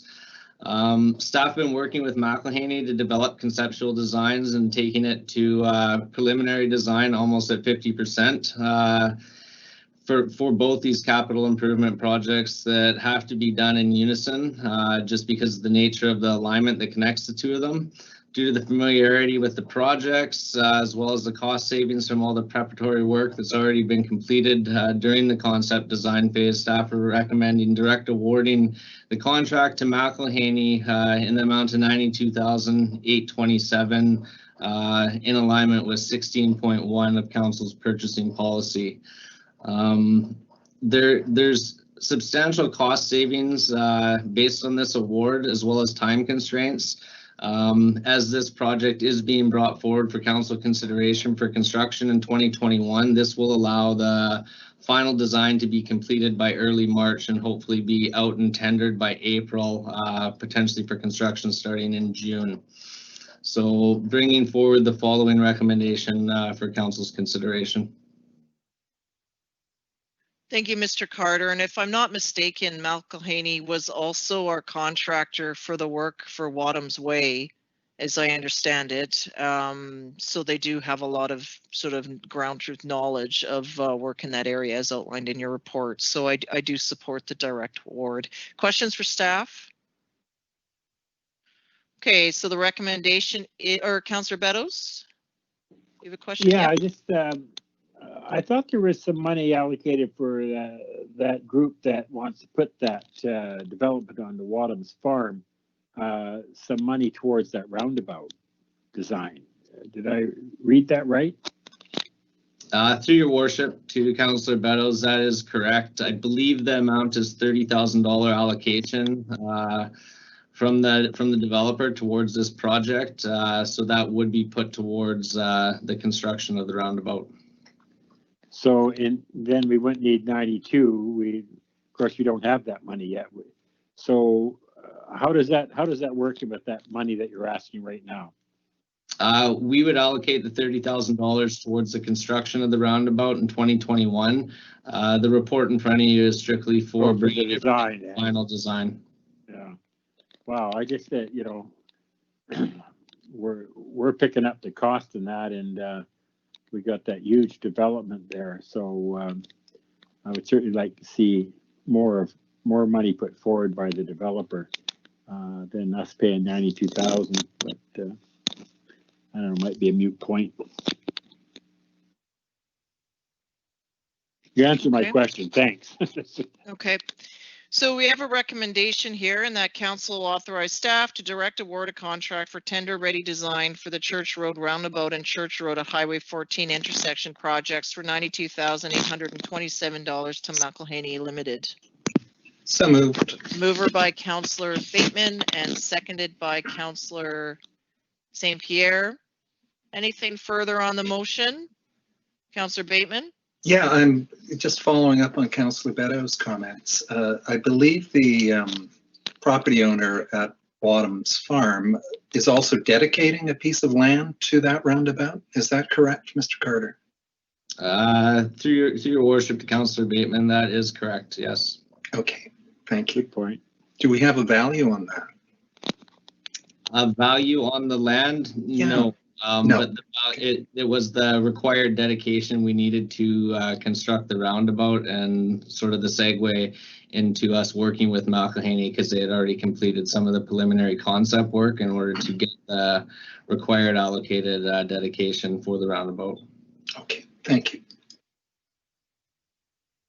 Okay, all good then. Yes, I'll call the question then. All those in favor? Anyone opposed? None opposed. That carries unanimously. Just be great to have that done. Okay, 14.1. So this is adoption here that 14.1 that council adopt the bylaw cited as Community Parks Regulation Bylaw number 793-101-5/2020. Move adoption by Councillor St. Pierre. Seconded by Councillor Lajeunesse. Thank you. Any discussion? Seeing none, all those in favor? Opposed? That's carried unanimously. Thank you. 14.2, also adoption, that council adopt the bylaw cited as Blasting Regulation Amendment Bylaw number 798-72-3/2020. Looking to move adoption by Councillor St. Pierre, seconded by Councillor Bateman. Any discussion? Yeah, I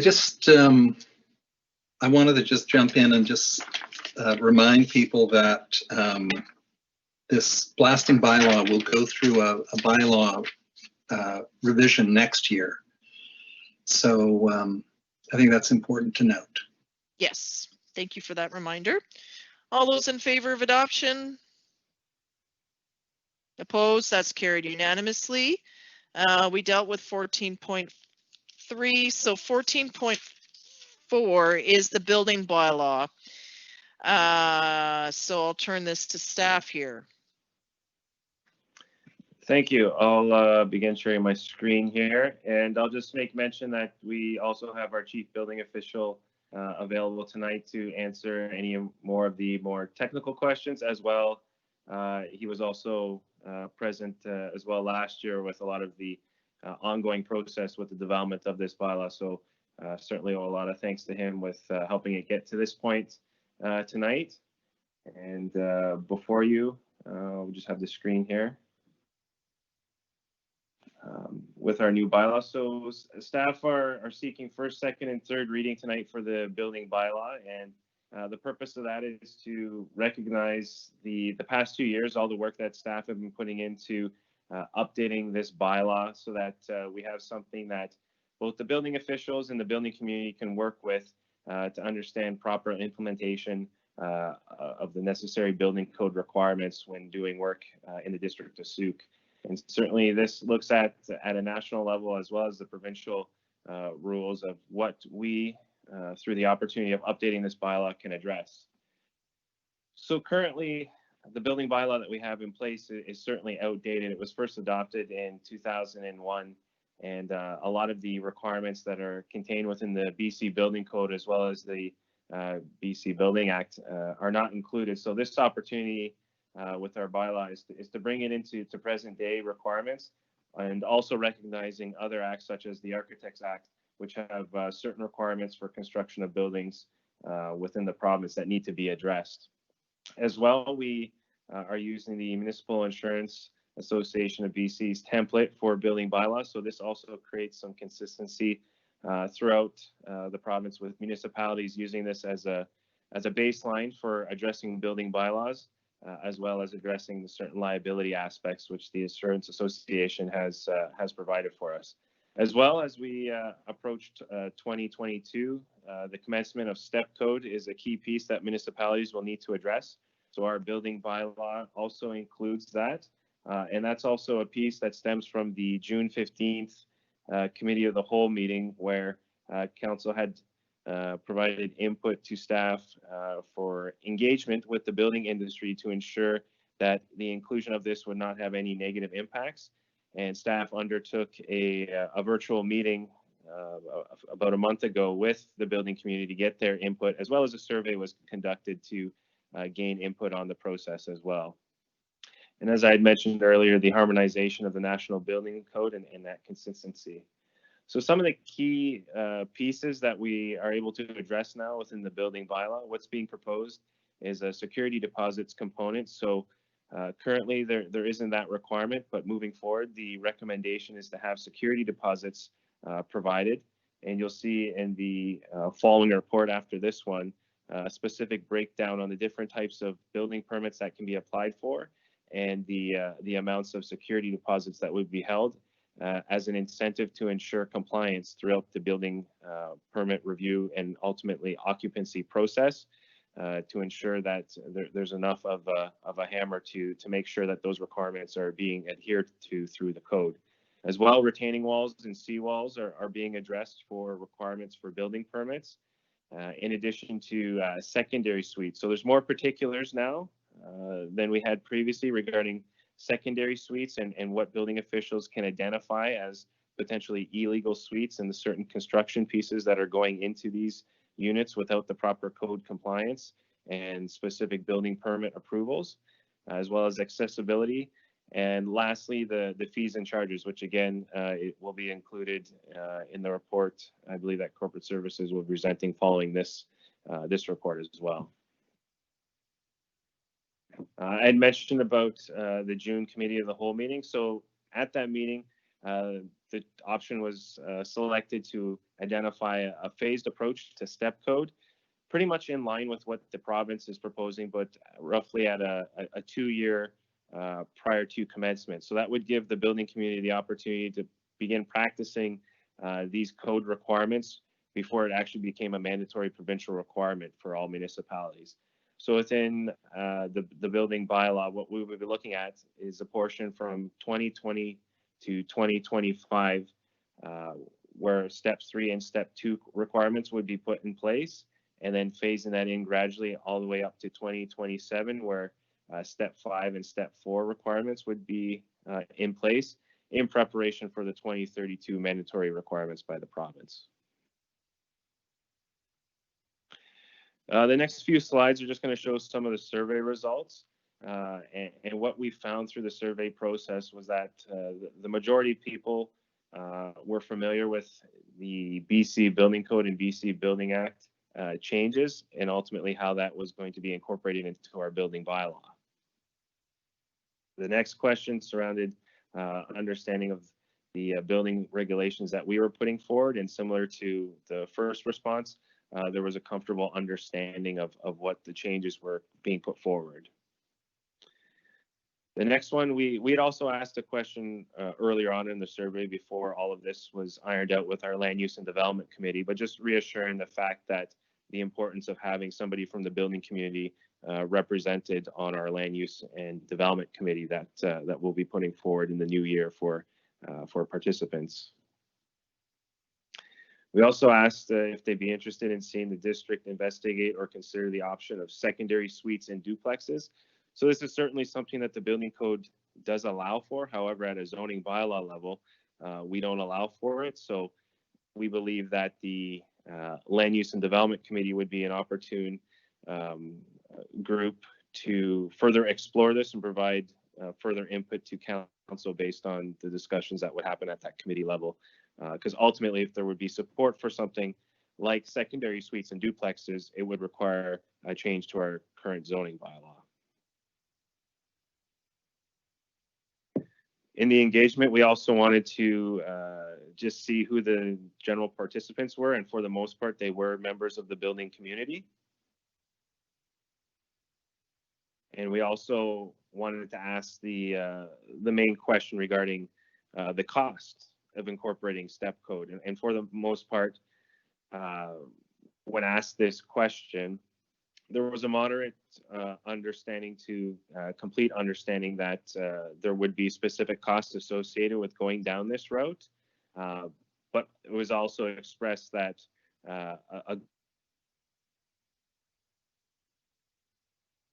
probably be too expensive, and You're cutting out a bit, Mr. Paolo. that's just hadn't undertaken.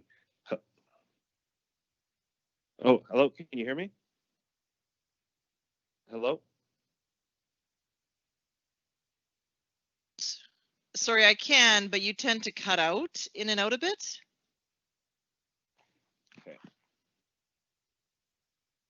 Okay, I'll just pick up from the last row on the screen here. Just let me know if it cuts out again. So the last question that we asked was regarding the cost of implementing STEP code, and almost 50% expressed concerns that it would be too expensive, but also 30% also indicated that they hadn't undertaken any cost analysis to determine really what the cost factor would be to start incorporating STEP code. Further to that, a lot of the information that we've obtained over the course of the year has indicated from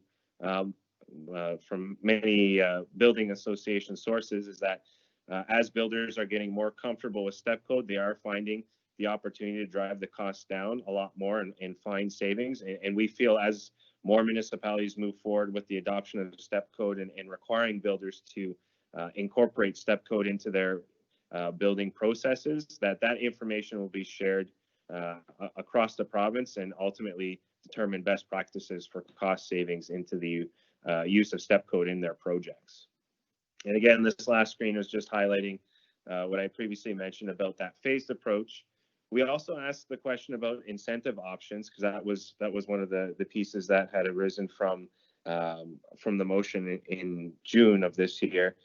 But unfortunately, there weren't any further suggestions provided. So staff believe at this point, a lot of this will stem from just monitoring what the province is making available through possible grant opportunities, as well as general conversations amongst the building community and neighboring municipalities as to other programs that they're seeing being asked of the building community. So it will continue to be a ongoing dialogue with the building community as to what might be some of the asks that we could bring forward to council to see if we could incorporate them as incentive options. So moving forward, what we're looking at with the changes to the building bylaw, we're looking to have the fees and charges amendment bylaw also included to incorporate that security deposits and associated fees, as well as request to have the bylaw adopted at the next council meeting, which would be December 14th, with the objective to have a January 1st, 2021 rollout date. So that information has been communicated consistently throughout the entire year with the building community. That was the goal that we were working towards. In terms of any concerns with a quick turnaround, certainly just the engagement exercise that we're undertaking was part of the reason why we've come to this time now with the building bylaw for consideration as a bylaw. But ultimately, the building community is aware of what staff has been working towards, and ultimately the district's goal to have this in place and ready to go in effect for January 1st. So with that concludes my presentation. And if you have any further technical questions, again, Stan Duick, our chief building official, is also on the line, and we can direct any of your questions to him as well. Thank you. Okay, thank you very much, Mr. Palau and Mr. Duick, for being with us tonight. Questions? So Councillor McMath, I saw your hand right away there. Go ahead, please. Can you, through your worship to staff, can you define, when you keep referring to like the building community, who are you referring to? And how many people are in that community? And I see the term stakeholder used a lot, but I don't see a clear definition of what that means either. So when we put the request for participation out in our engagement exercise, we compiled a list of I think it was upwards of about 100 or so builders. So builders, developers, anyone that we had on record previously from the previous building permit engagement exercises, as well as any new applicants that we may have received. So any contact information that we received over the year, we use that information in addition to our past contact list when we had it was called the brown bag lunch engagement with the builders as well. So we opened it up to anybody that was doing construction, pulling building permits within the community, as well as any associations. So there was participation at the virtual engagement from the Victoria Residential Builders Association. As well, we also engaged with any other associations that might have had interest, but for the most part, it was the local builders in our community that received invites. I'm just really struggling, and when I speak like passionately about the serious lack of communication and connection with the community, I'm not just putting that on staff, like I'm putting that on us. And I just really feel like we are like failing at that piece right now. And it's not to finger point. It's just something that we like, it's bigger, it's beyond just this topic in the agenda. But like when you're putting out statistics on a survey that has 28 to 36 people, I really struggle to give that any sort of weight at all. When, like I've said before, like there's 15,000 people. And like, it's easy to say, well, we put it out there, we tried. It's just like, that's not enough. And everyone at this table and at the district constantly talks about affordable housing. The STEP code is adding tens of thousands of dollars. That's just getting passed on to people who are trying to buy a home.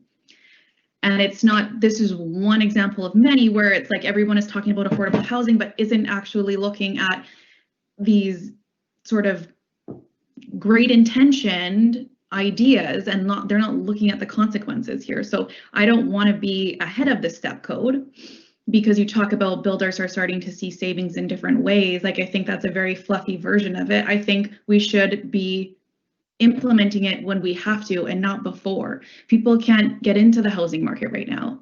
And I feel there's a bit of a disconnect because everybody here has a home, has a place, they're good. They're just out of check with the younger community or frontline service workers whose rent is more than my mortgage. And it's just unfortunate timing. So it's not, yeah, we need to be environmentally friendly, environmentally conscious, and eventually it's going to be mandatory. But I do not think that we should be pushing this ahead of the mandatory timeline.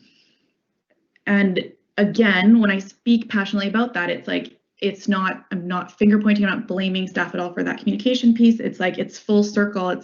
I think this group needs to have another separate conversation and a reassessment of our priorities and like, where are we going? Like, there's a leadership component. I think that's just, we changed directions and we haven't quite had that conversation yet. And like the virtual meeting, we had 4 people there, and that's not your fault. But what that says is that we have to look at other avenues or other ways of engagement. And I don't want to push this forward and say like, well, we tried, and then later people are going to come back and be absolutely furious and irate. Like that does fall on us, even though we say we checked these boxes, we did these things, we tried. That's not enough when it comes to like these huge ramifications and like financial obstacles and hurdles. Like, the biggest priority right now is the affordable housing. People can't get into the market. So I just think not enough weight is being given to the cost of pushing this through. Okay, thank you, Councillor McMath. Councillor St. Pierre, I think you had a question. A few questions and a few comments. The first question that I have is with regards to something that came up with Mr. DeFalco's letter.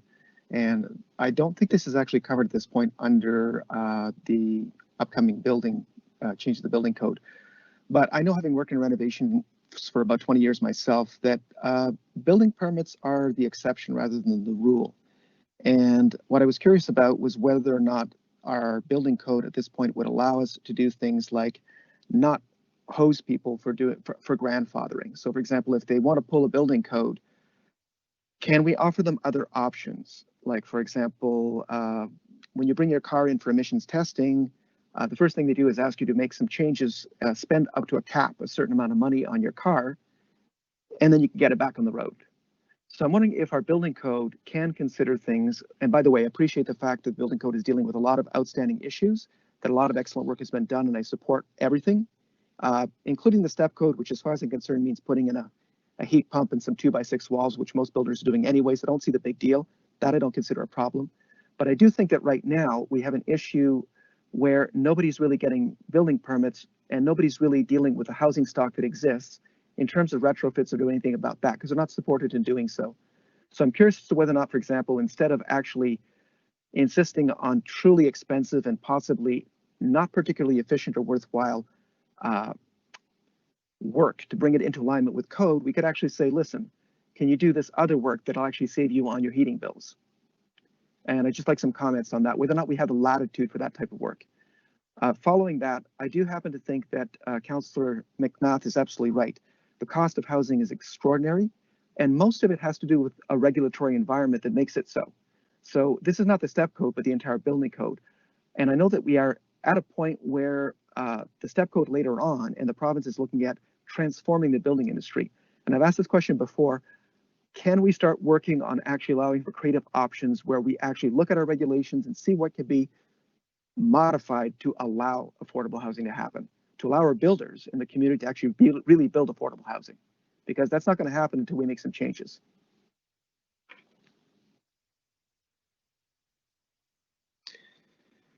So certainly we can take on specific initiatives, but the main goal at the beginning of the building bylaws to ensure that the provincial requirements from the BC building code are met from a health and safety standpoint to ensure human life is safe and that the buildings are constructed as per requirements. So if people are coming in for building permits and you know, there's a concern with what the cost is for bringing it into certain step code compliance, a lot of that can be worked through with the energy advisor. There's no set specific requirement that you have to build a house in a certain way. It's all about meeting a certain efficiency amount.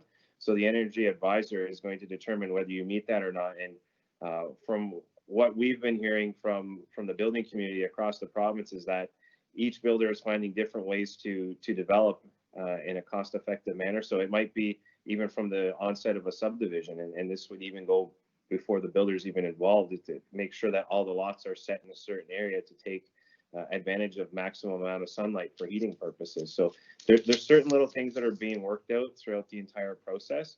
And, we look to those associations to provide active feedback throughout the year.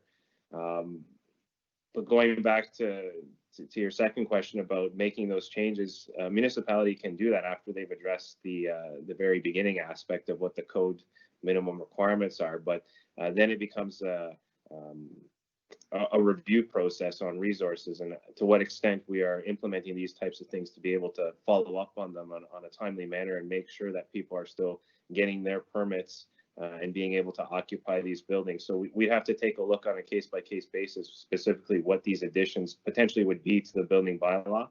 And perhaps that would be a good opportunity for the Land Use and Development Committee to take that into consideration. Thank you. That sounds like further work for the Land Use Committee from what you're saying, but not necessarily pertinent to what we have on the table right now. Correct. Thank you. Okay. Councillor Bateman. Okay.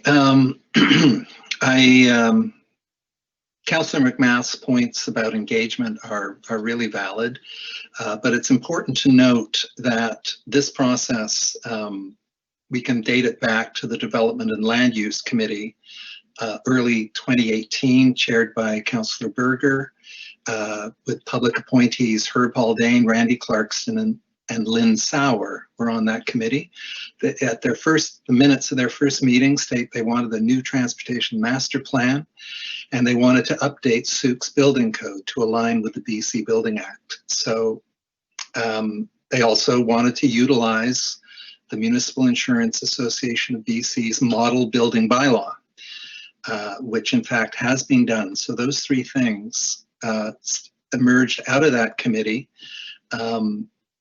Staff, as they state in the report, what followed was a heavy internal review, fulsome discussions with staff and the building community, and several legal reviews. So that's the building code itself, and I don't think, as the staff report tonight states, anyone really has any problems with any part of it apart from the step code. And we did have a committee of the whole meeting back in July, at which who was it from Green City Bill? June, yeah.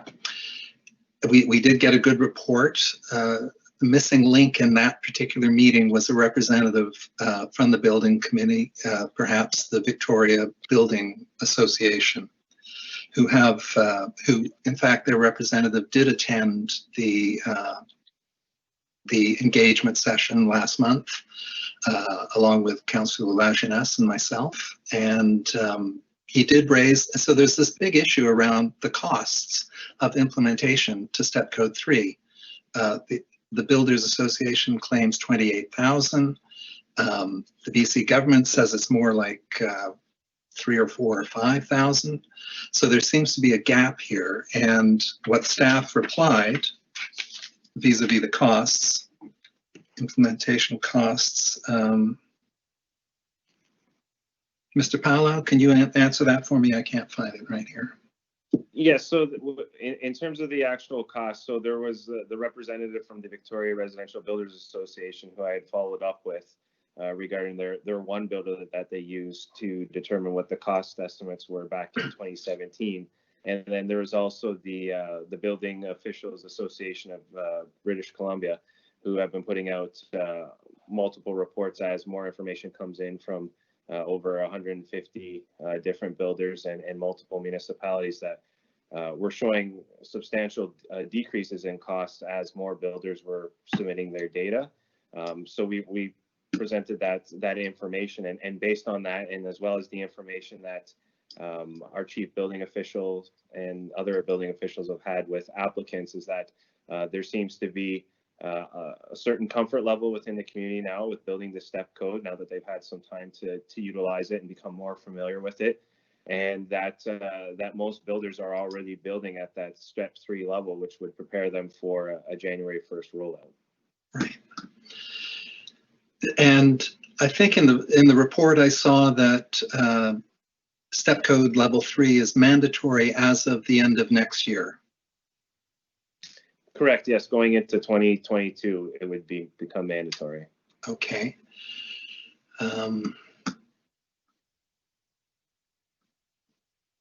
Okay, I'm blanking, so I'll pass now. Thank you. Okay. No, that's good background. Thank you very much, Councillor Bateman. Other questions or comments from members of council? And we do have a recommendation by staff here, sort of in line with what Mr. Powell had indicated about a January rollout. But anyway, I'll go to Councillor McMath.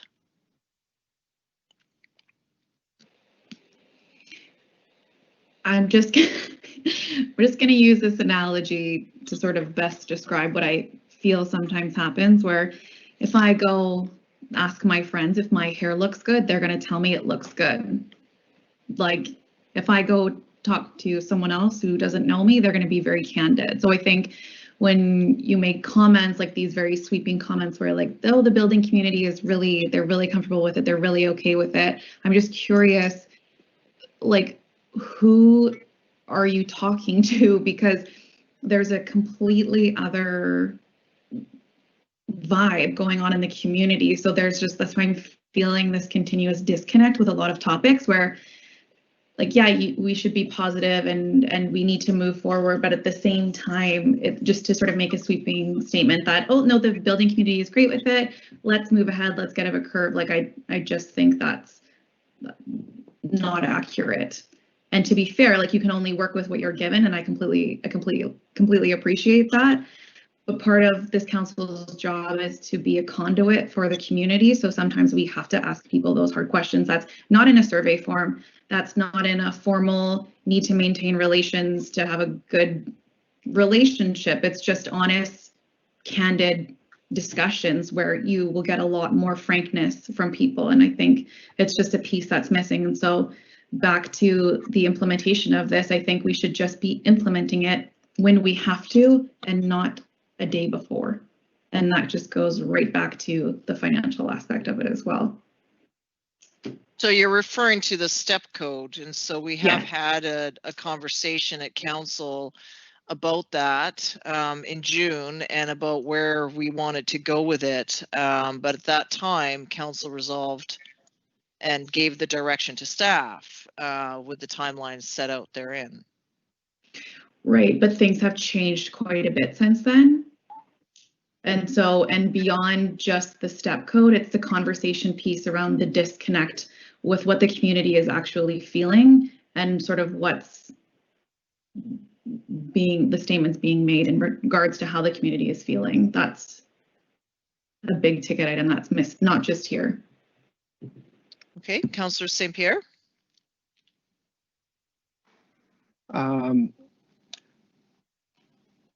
I think that the step code at this point is going to become law within about a year.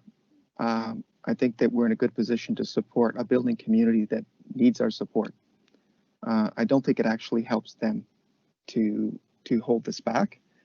What's more, I think that for consumers and for the people that are actually wanting to purchase homes, having a home that's going to cost less to run, is going to be warmer and better built is not a bad thing. I do still think that we're overregulated and it causes too many costs, but I don't think the step code is part of that. I think it's a bigger picture thing. I think the step code is only a little piece of that. At this point in time, because it's going to become the thing and it's going to become law fairly shortly, I think we should be just moving along with things. It doesn't really help us to wait. And so I'll have to disagree there. As such, I would like to move the motion. Okay. So Councillor St. Pierre is moving that council give first, second, and third reading to building bylaw number 780, 2020. Is there a seconder for that?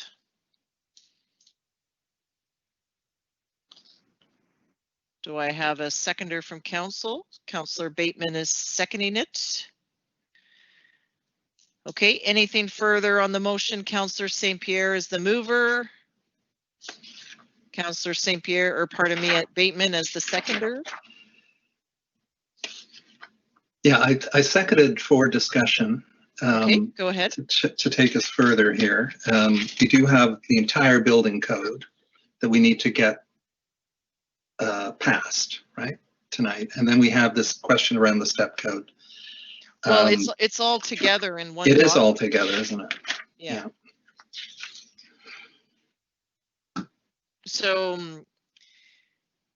So just in terms of procedurally what to do, like it's in the one document here. And so this will go to a public hearing. And as our corporate officer pointed out, like it still goes forward. So at this point, I think we request that we want an opportunity for public engagement at the hearing. We don't want to just adopt it without any public engagement. Okay.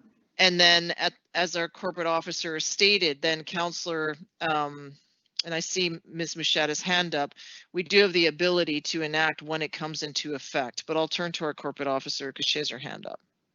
Thank you, Worship. I just wanted to clarify that a building bylaw does not go to a public hearing.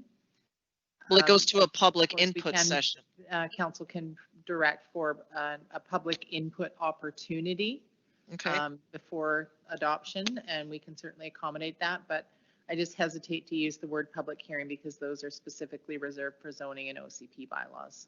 Got it. Sorry, it's getting late, so it's just all blurring together. I think what council wants is a public engagement opportunity. We don't just want to go straight to adoption. Councillor Beddoes, so we have a motion that's moved and seconded. Councillor Beddoes. Yeah, I feel staff has given this a pretty good runaround with the building community. They reached out numerous times, and as you go back, it goes back to 2018, when you have people that I know are very strong in the building community. Now, whether all of them jump in and make comments or not, or take part, well, that's their problem. I think staff has done their homework here. They've reached out, and the step code's coming whether we like it or not, and I don't see any point in putting it off.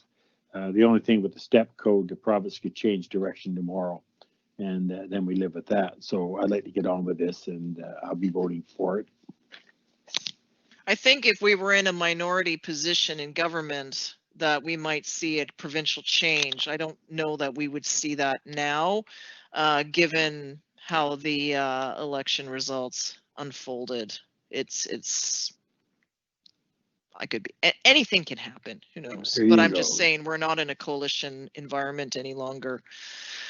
Okay, so at this point, first, second, and third reading is there. From those that are a bit hesitant, you now have the opportunity, should this pass, to say, hey, council is looking at doing this. Do you like this bylaw? Take it out to the street, get printed copies and take it out and say, hey, this is what's happening. And so council does, if there's an abundance of whatever, but I'm just cognizant, and Councillor Bateman reminded me, there's certain criticism of from building community for we've participated in this and we've given all this input and you're not doing anything with it and your staff keeps changing. So when are you going to get on with all these things that we want to do? So, and that was pre-COVID, and it's going back a while now.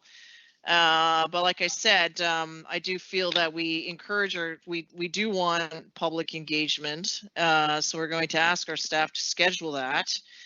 And then at that point, council consider when also has the ability to state when it comes into effect. So we do have tools in our arsenal to use, and I suggest you take it out there, if, you know, accordingly.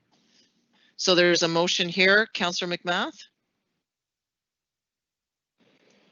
On the topic of community engagement, like the other pieces, yeah, I can bring it out there, but it's also like our job is to provide direction on how to help staff engage with the community, and to an extent we can assist with that as best we can, but it's also not my job to try to get the engagement for the whole community into this one short section because we didn't do an adequate job to start. And I appreciate community members being frustrated because they've given repeated feedback over a long period of time, but we are in a completely different climate right now as far as like health and safety and economic crisis and affordable housing. Like, it's a different situation going on now. So those previous comments, I mean, they may apply, but they may no longer apply. So a 2-week open survey, which I already struggle with the surveys period, because they're essentially like, it feels a lot like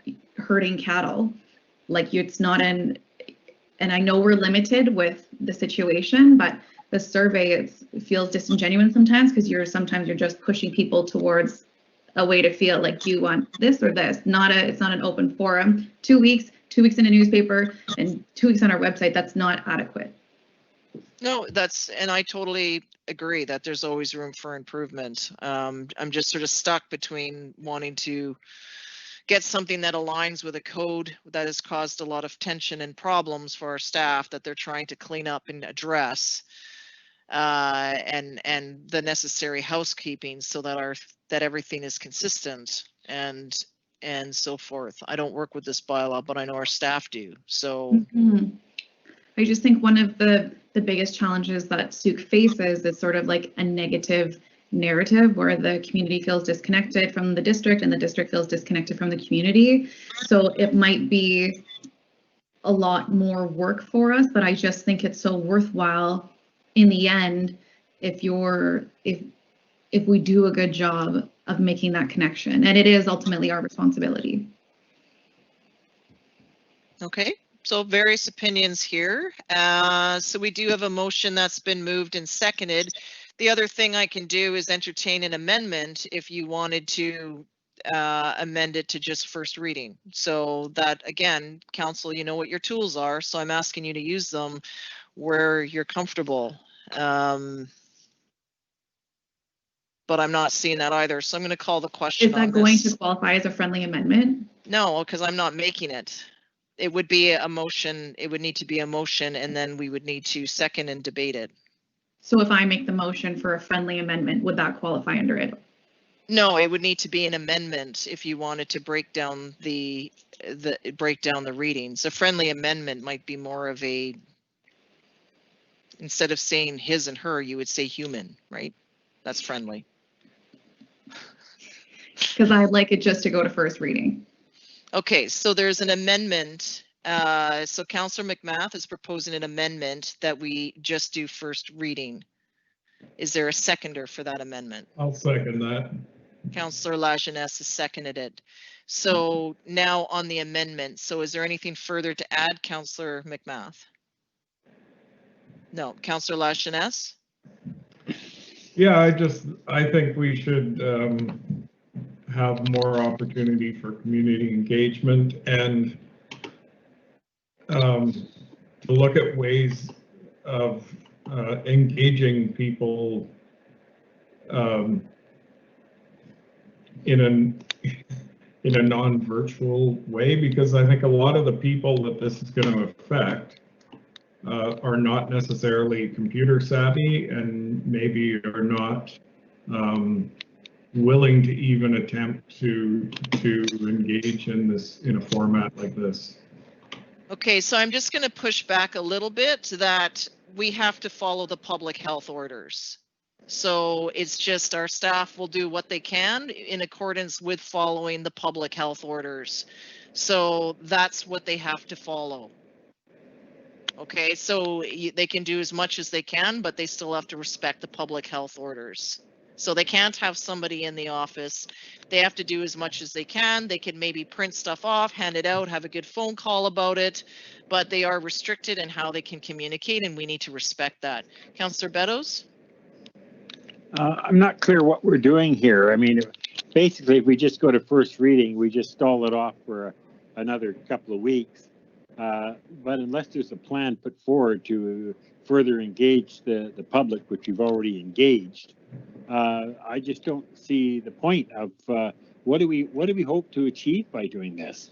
Is it to give us more time to talk about it, or is it? I mean, it looks to me like a great deal of effort's gone into this, and we're going to talk about it till the cows come home. But what are we going to do in the interim between first and second reading? Well, I think if I'm not, are we going to reach out? What I'm not mistaken is Councillor McMath is not satisfied with the engagement work that's been done to date. So in this case, by doing first reading, it's the case of, okay, we now have a draft that we can take out and do and talk with the community on, but how that is going to unfold, I'm unsure. So, and that's where I was just saying to Councillor Lajeunesse, we can't have an in-person, you can't even meet in person right now. period, because of the public health orders. So that's where, if this amendment passes, because we're on the amendment, it does slow it down. But in some ways, that's not, I don't feel that that's the worst thing given the state of the world at the moment. What is the time frame if we go to first reading? Does this come back to us at the next council meeting, or what's the timeline there? That would likely be the case, because then staff, you know, if I were to guess, they would say, okay, well, then they would bring second reading at the next regular meeting and potentially third at the one, depending on what council so decides. But I guess, what are we doing and our staff?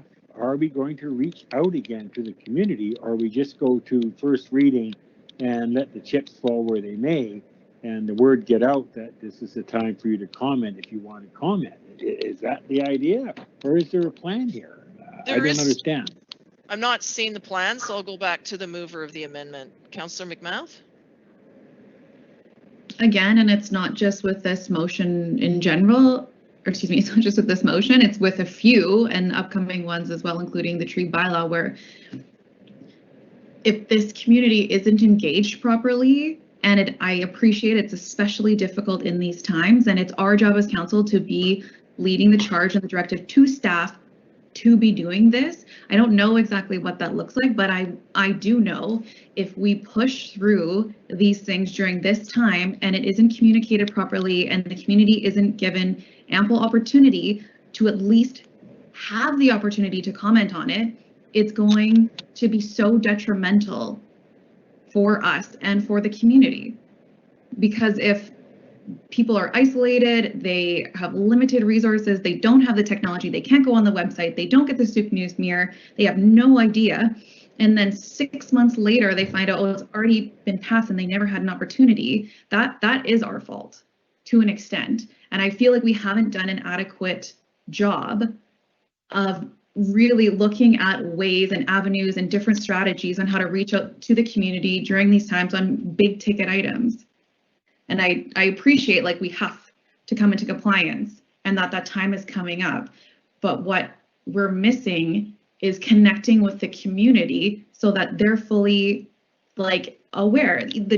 Our other bylaw that's coming up, I just talked to someone today, they're in like the development community. They'd never heard of the bylaw that's coming up. And they're like an educated, intelligent, connected person. So it's like I was saying before with my totally weak, weird example, but it's like when we sit here and we're involved and staff are commenting on, like, staff, this is staff's whole life. This is a huge chunk of our lives. It's very easy to say, yeah, it's really obvious. Everybody knows. It's so easy to find because we're living in it. But for any other member of the community who's not in this role or in this position, they're not, like, we're looking at it from the wrong lens and we haven't done a good enough job. I don't know exactly what that looks like, but I think we should be giving ourselves time and staff time to develop and work on a strategy to work on that piece.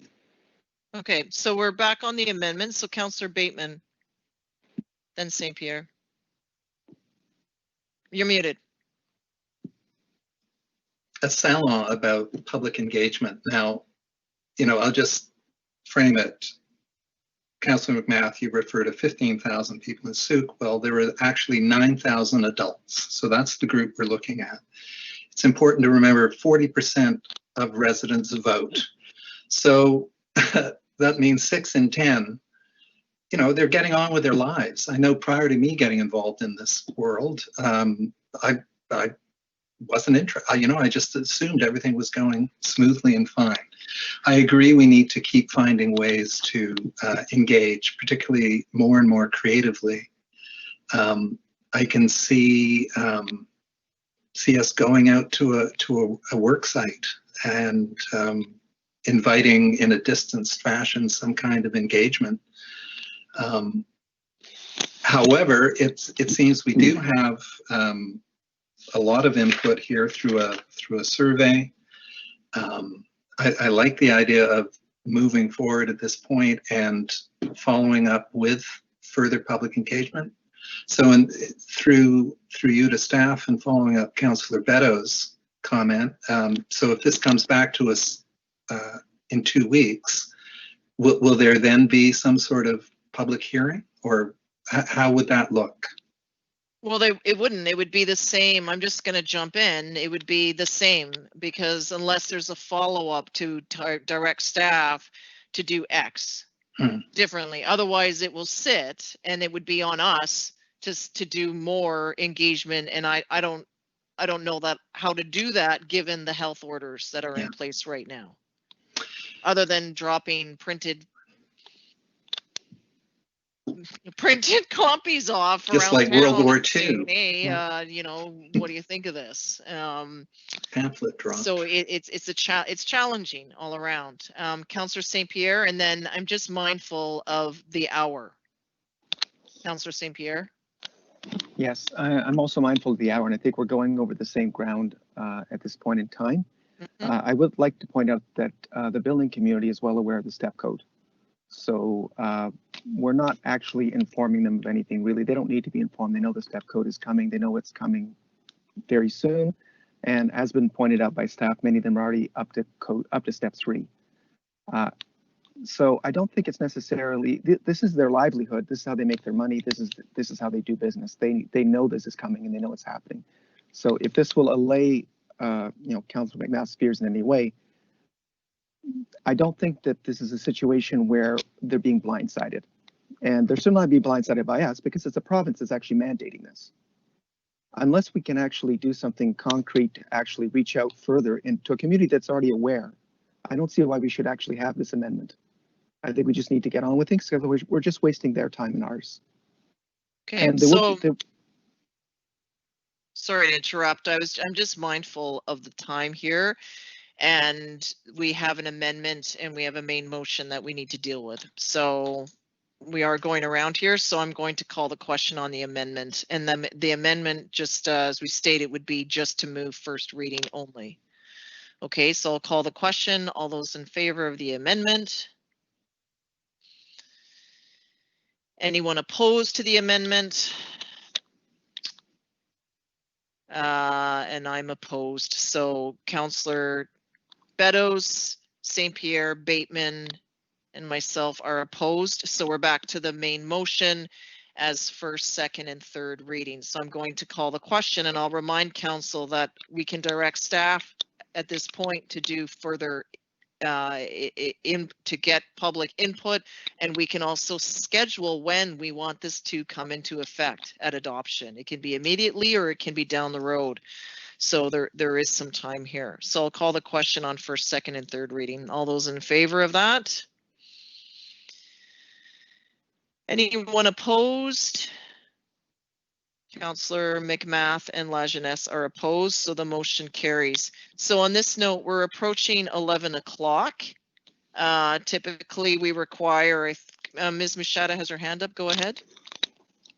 Sorry, if council is going to direct that any other consultation take place and not entertain final adoption on December 14th, we're going to have to rescind third reading and change the force and effect date. Okay, so then we need to do that then. Sorry, that was my oversight there. So this will leave us at second reading only. So I'll ask council to rescind third reading. Moved by Councillor St. Pierre and seconded by Councillor McMath. So just so everyone's clear on what we're doing, we are rescinding third reading so that we don't go into a full force and effect as of December. And I'm supporting of that because of the health orders that are in place and just our inability to do anything other than a virtual meeting right now. Okay, so I'll call the question. Sorry? How long would we be waiting? Another 6 months? So when would the force and effect come into play? Well, we're only going to do first and second reading, and so then I'll ask for that. It'll probably come in when we do third. So Ms. Machado, do you want to answer that question? Sorry, if you could just repeat it. Well, council wants the opportunity to do more public engagement, as you've heard. And so with us rescinding third reading in the force and effect, Councillor St. Pierre's question is, so then when would that actually come into effect? Again, that would depend on the type of engagement that council is directing. Okay, so I think we're going to need time to discuss that, and I don't want to move into that right now. I think Leave it I at need to second, regroup. and then Yeah. when council determines what that engagement can look like, we can go out and do that, and then when we bring it back for third, that is at that time, council can change the force and effect date. Okay, no, does that answer everything? So this is Sorry, following she's this. really soft spoken. I didn't hear her. So what Ms. Mushat is saying is that once council determines what we want the public engagement to look like, then we would give that direction to staff, and then once we're satisfied, they can bring back third reading with the force and effect date. So I don't want to get into a conversation right now on what public input looks like at 11 o'clock. So why don't we save that discussion, or you can think about it for a while in terms of what would work, given the public health orders that are in place right now until Yeah, December. but when are we going to do that? When are we going to debate it? I don't know. I mean, it's an open-ended thing. I mean, I'm not happy with that at all. Okay, well, we're on right now rescinding third reading, because rescinding it would to allow for some more public engagement. So this would be your time to vote against rescinding third reading then, if you wanted to come into full force and effect in December, or for the January start date. Councillor McMath? It's also, I just don't think it should fall on council to create a strategy or initiatives over what like additional outreach or different outreach looks like. Like, I think that would be something that staff take a look at. Like, I'm happy to think of things, but I don't think it completely falls on council. I think it goes to staff to generate those ideas. I'm tired. I think it's just all of us with good ideas right now is a good thing. Because we're disagreeing with staff in their engagement. So then they're going to ask me, what does council want to see different? And I'm like, I don't know. You guys come up with some good ideas. So let's try to all come up with some good ideas, because I don't have any ideas other than to drop papers out the window. Okay, so right now what we're doing is rescinding third reading. Okay, and if you don't like the idea of delaying this, then simply vote against the motion. Is that clear for everybody? We'll see. Okay. I So still don't understand when it's coming back to us. Well, I don't know, because it'll depend Staff's on looking for us for direction. Yeah. We're not giving staff any direction. So it's just going to be in limbo land for God knows when. It'll be one of those that go to some dusty little thing. I'm going to go back to what Mr. McInnes said. And so when we met in the summertime and outlined what we wanted staff to work on in our now, meaning now to the end of the year, we set a bunch of priorities. He gave it to staff. They went with it. They're delivering on what council asked them to do in the summertime. Now we're saying, look, the world's changed and it's a bit too fast. We need you to slow down a bit. So when Mr. McInnes addressed this earlier today, he suggested that he and I will have a conversation and we'll look to have some sort of dialogue. It'll probably be in January that we will sit down either separately or virtually to set out, okay, now what is our list? So then that'll be our time collectively to say, okay, we need to prioritize what the next 6 months is. So that will it won't go into limbo land unless we tell him at that time it's going to put it on the shelf till whenever and we'll catch up later. He's going to bring that up and say, look, we delivered on your priorities. Maybe it was too much all at once or whatever. So then we need to tell him at that time how we want staff to deliver on those priorities. But now is not the time to talk about what those are. Yeah, don't agree. So, and that's fine. So this is where we're at now. Okay. So I'm going to call the question on rescinding third reading. All those in favor of rescinding third reading? Anyone opposed to rescinding third reading? Councillor Beddoes is opposed. The motion carries. And that's where we're sitting. And I think we can leave it at that. So mindful of the hour and it's 11 o'clock, Councillor St. Pierre? I can't hear you. You're muted.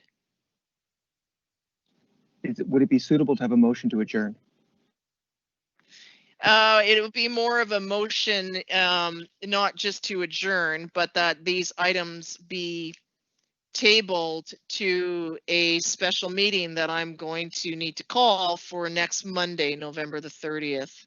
I'll just ask staff. I don't believe we have a council meeting scheduled for next Monday. No, we do not. Okay, so just given we have quite a number of items to get through and it's reaching 11 o'clock. I know that we want to get through this, but I don't think that's a good idea. So the motion would, I think, that the remainder of the agenda items be scheduled for a November 30th special council meeting. So moved. Moved by Councillor St. Pierre and seconded by Councillor everybody, McMath. So that'll be a special meeting on November 30th at 7. Before we adjourn, I just want to leave you all with something, and it's in regards to a CFAX announcement that was circulating all over the place. They have gotten back to me, so I just want to read this out to you and also with staff present. Ms. Machada, did I call the question on that? Your hand is up. Sorry, it's okay, disregard. Okay, this is what CFAX script was. They read, the District of Sooke is proposing changes to the district's parking system as part of their new 5-year financial plan. Pay parking at beaches and in the village center is being proposed to help ensure adequate turnover, which the district says will also introduce an important external source of revenue. They note the new revenue source could also help pay for services and projects, including transit, mobility programs, and safety improvements to new roads, sidewalks, and pathways without the need for additional taxation. Project planning and options will be discussed with council and the public in the coming months. Where'd that come from? That's what's the writer of, so CFAX, because I did raise it with CFAX. And I asked, like, what is this all about? That is the script from the person who wrote it. But he's unable to find his source because he typically doesn't save his source after he says, unfortunately, I've been unsuccessful in searching my records for where I source this from. I don't typically save my sources after a story is filed. However, I will continue to investigate, and in the meantime, sorry for any problems this has caused. Also, the story has never appeared on our website. So staff, I'll forward this to you, but I didn't see anything in your financial plan report. So if I'm missing something, just let me know. But yeah, that's what CFAX sent to me, and I know it's late, but I just wanted to share you because this has been bugging me all day. So somebody impersonated one of us. Who was impersonated?